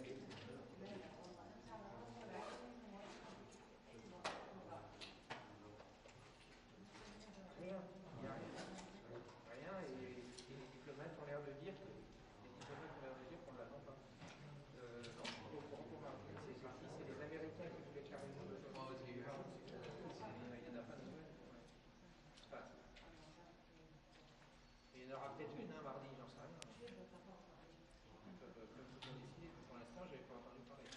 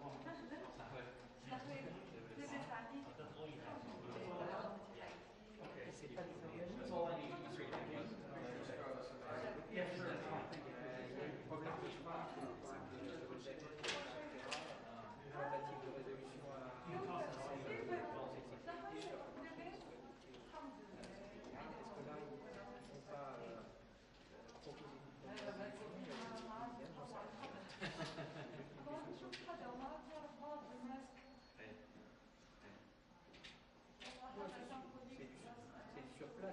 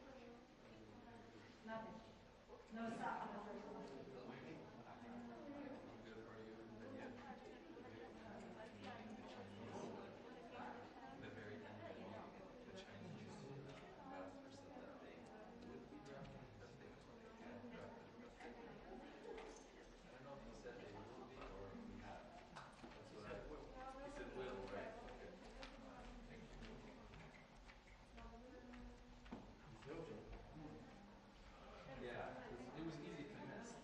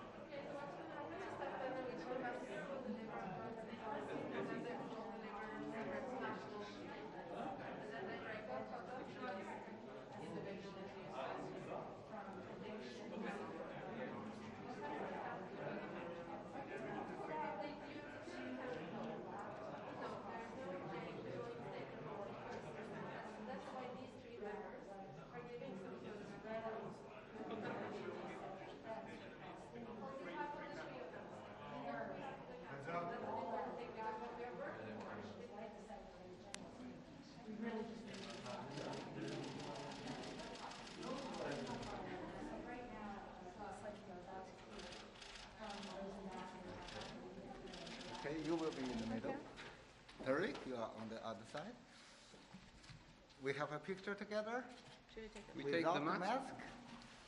Is it okay? Are we violating the rules?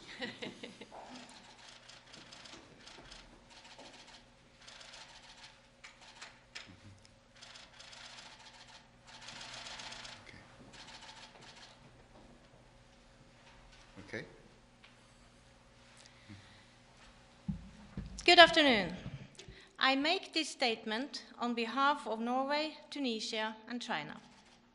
Today, on May 16, 2021, the Council met for a third meeting this week, this time in an open debate format.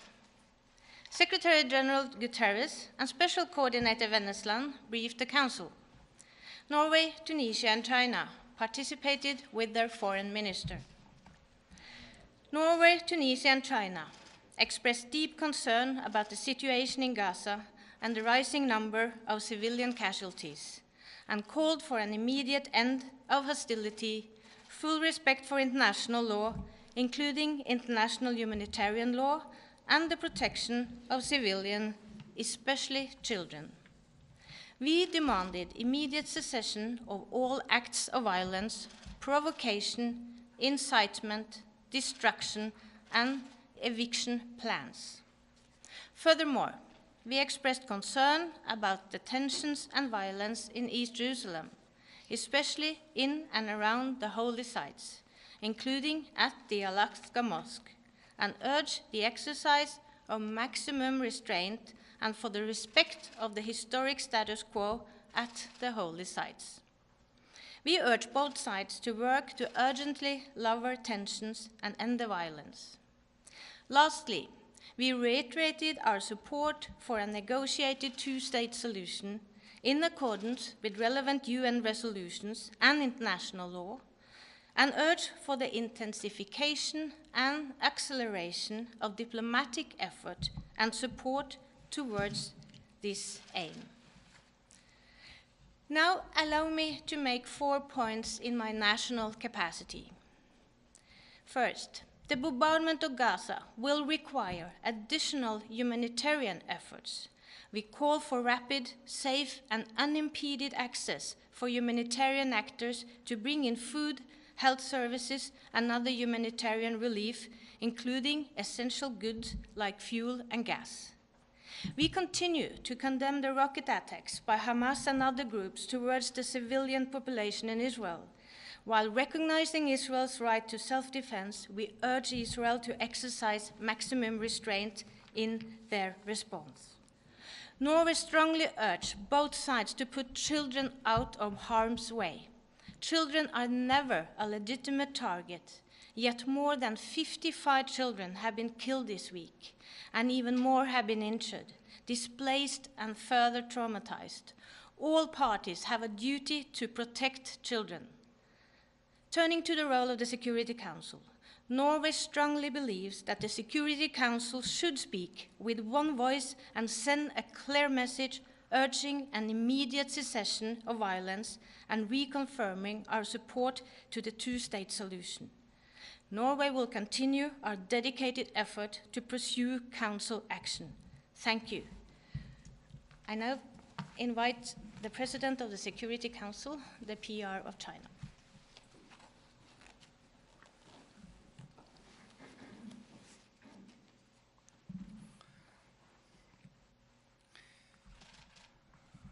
What I wish to add is that China is aligned with the statement made by Ambassador Mona Zhu on behalf of Norway, Tunisia, and China. That's a joint statement of these three countries. China is very much concerned about the alarming, worrisome situation in the occupied territory of Palestine. State Councilor and Foreign Minister Wang Yi chaired this morning's open debate and elaborated China's position at the meeting comprehensively. The most urgent and pressing task at this moment is to cease fire and stop violence. What's equally important is to advance a just settlement of the Palestinian question on the basis of two-state solution. For all of that, the Security Council shoulders heavy responsibilities. We must act to seek immediate de-escalation of the tension, halt hostilities, protect civilians, and provide humanitarian assistance to those in desperate need. We must act to bring the Middle East peace process back to the right track. Implement relevant United Nations resolutions and reconfirm our support to the two-state solution.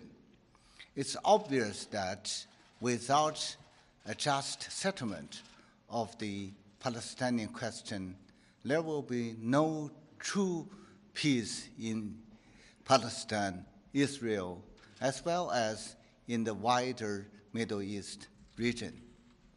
And as the Security Council President for the month of May, China will continue to push the Security Council to take prompt actions and to speak in one voice, as Ambassador Mona has pointed out a few minutes earlier. We must take actions in ending the current crisis, especially through political dialogue. And China will continue to work closely with Norway, Tunisia, and other members to seek for the adoption of a statement by the Security Council. And we have announced about that, and we will continue to work closely with all Security Council members. We sincerely hope that all members will join our efforts for that. I thank you.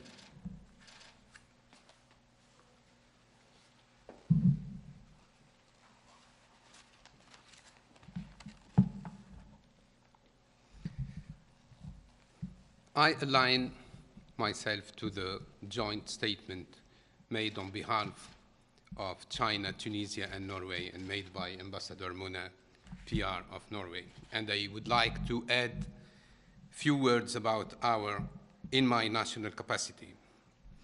This open meeting of today comes after two closed consultations which were held this week at the request of China, Norway, and Tunisia, and with the support of a large number of Council members, to discuss the ongoing dangerous escalation of the situation in the occupied Palestinian territory, which is facing the most intense cycle of hostilities in years. And our Minister of Foreign Affairs has elaborated Tunisia's concern and position about this escalation and its steadfast position towards the just Palestinian cause.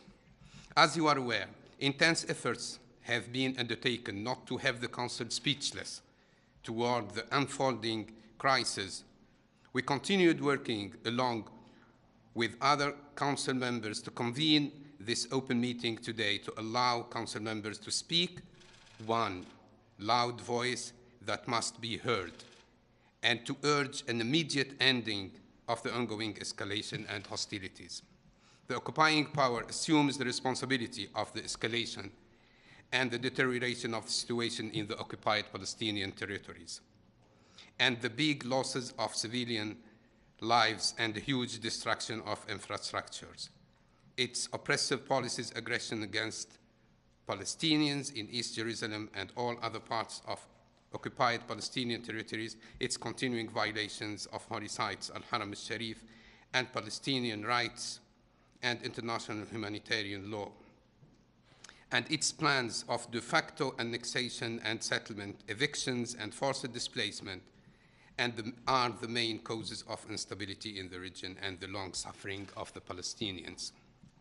We continue to strongly believe that the Council cannot remain silent while civilians, including children, and entire families are being killed, houses being destroyed, and lives are being taken. Non-stop airstrikes and steady stream of bombardments in densely populated Gaza and violence across Palestinian-occupied territory have resulted in hundreds of casualties, among them more than 50 children, and a huge destruction and damage of vital infrastructure. These are flagrant violations of international humanitarian law, and they must be stopped now. Tunisia believes that hostilities must stop and cross-border to the besieged occupied Palestinian territory must be reopened to allow much-needed humanitarian and medical assistance to an extremely vulnerable population which was, before the escalation, already under dire humanitarian situation because of the blockade and other oppressive measures. But let's not forget that the Council is not supposed to address only the symptoms and consequences of the crisis, but also its root causes. In this connection, occupation is the major cause of all what is happening, of tragic developments and the long suffering of Palestinians. Without ending occupations and achieving a just, comprehensive, and lasting settlement of the Palestinian cause, peace, security, and stability can never be restored in the region. Tunisia reiterates its position that it is the responsibility of the international community and the Security Council to change this and break the stalemate of the peace process. The question of Palestine remains the longest standing item on the UN agenda, is no part due to the non-implementation of UN resolution. We urge the international community to act now, humanly, responsibly, and firmly to bring an end to this grave situation, to push for the resumption of peace talks, which we believe are the only viable means to achieve the just, comprehensive, and lasting peace that will restore stability and peace in the region. I thank you.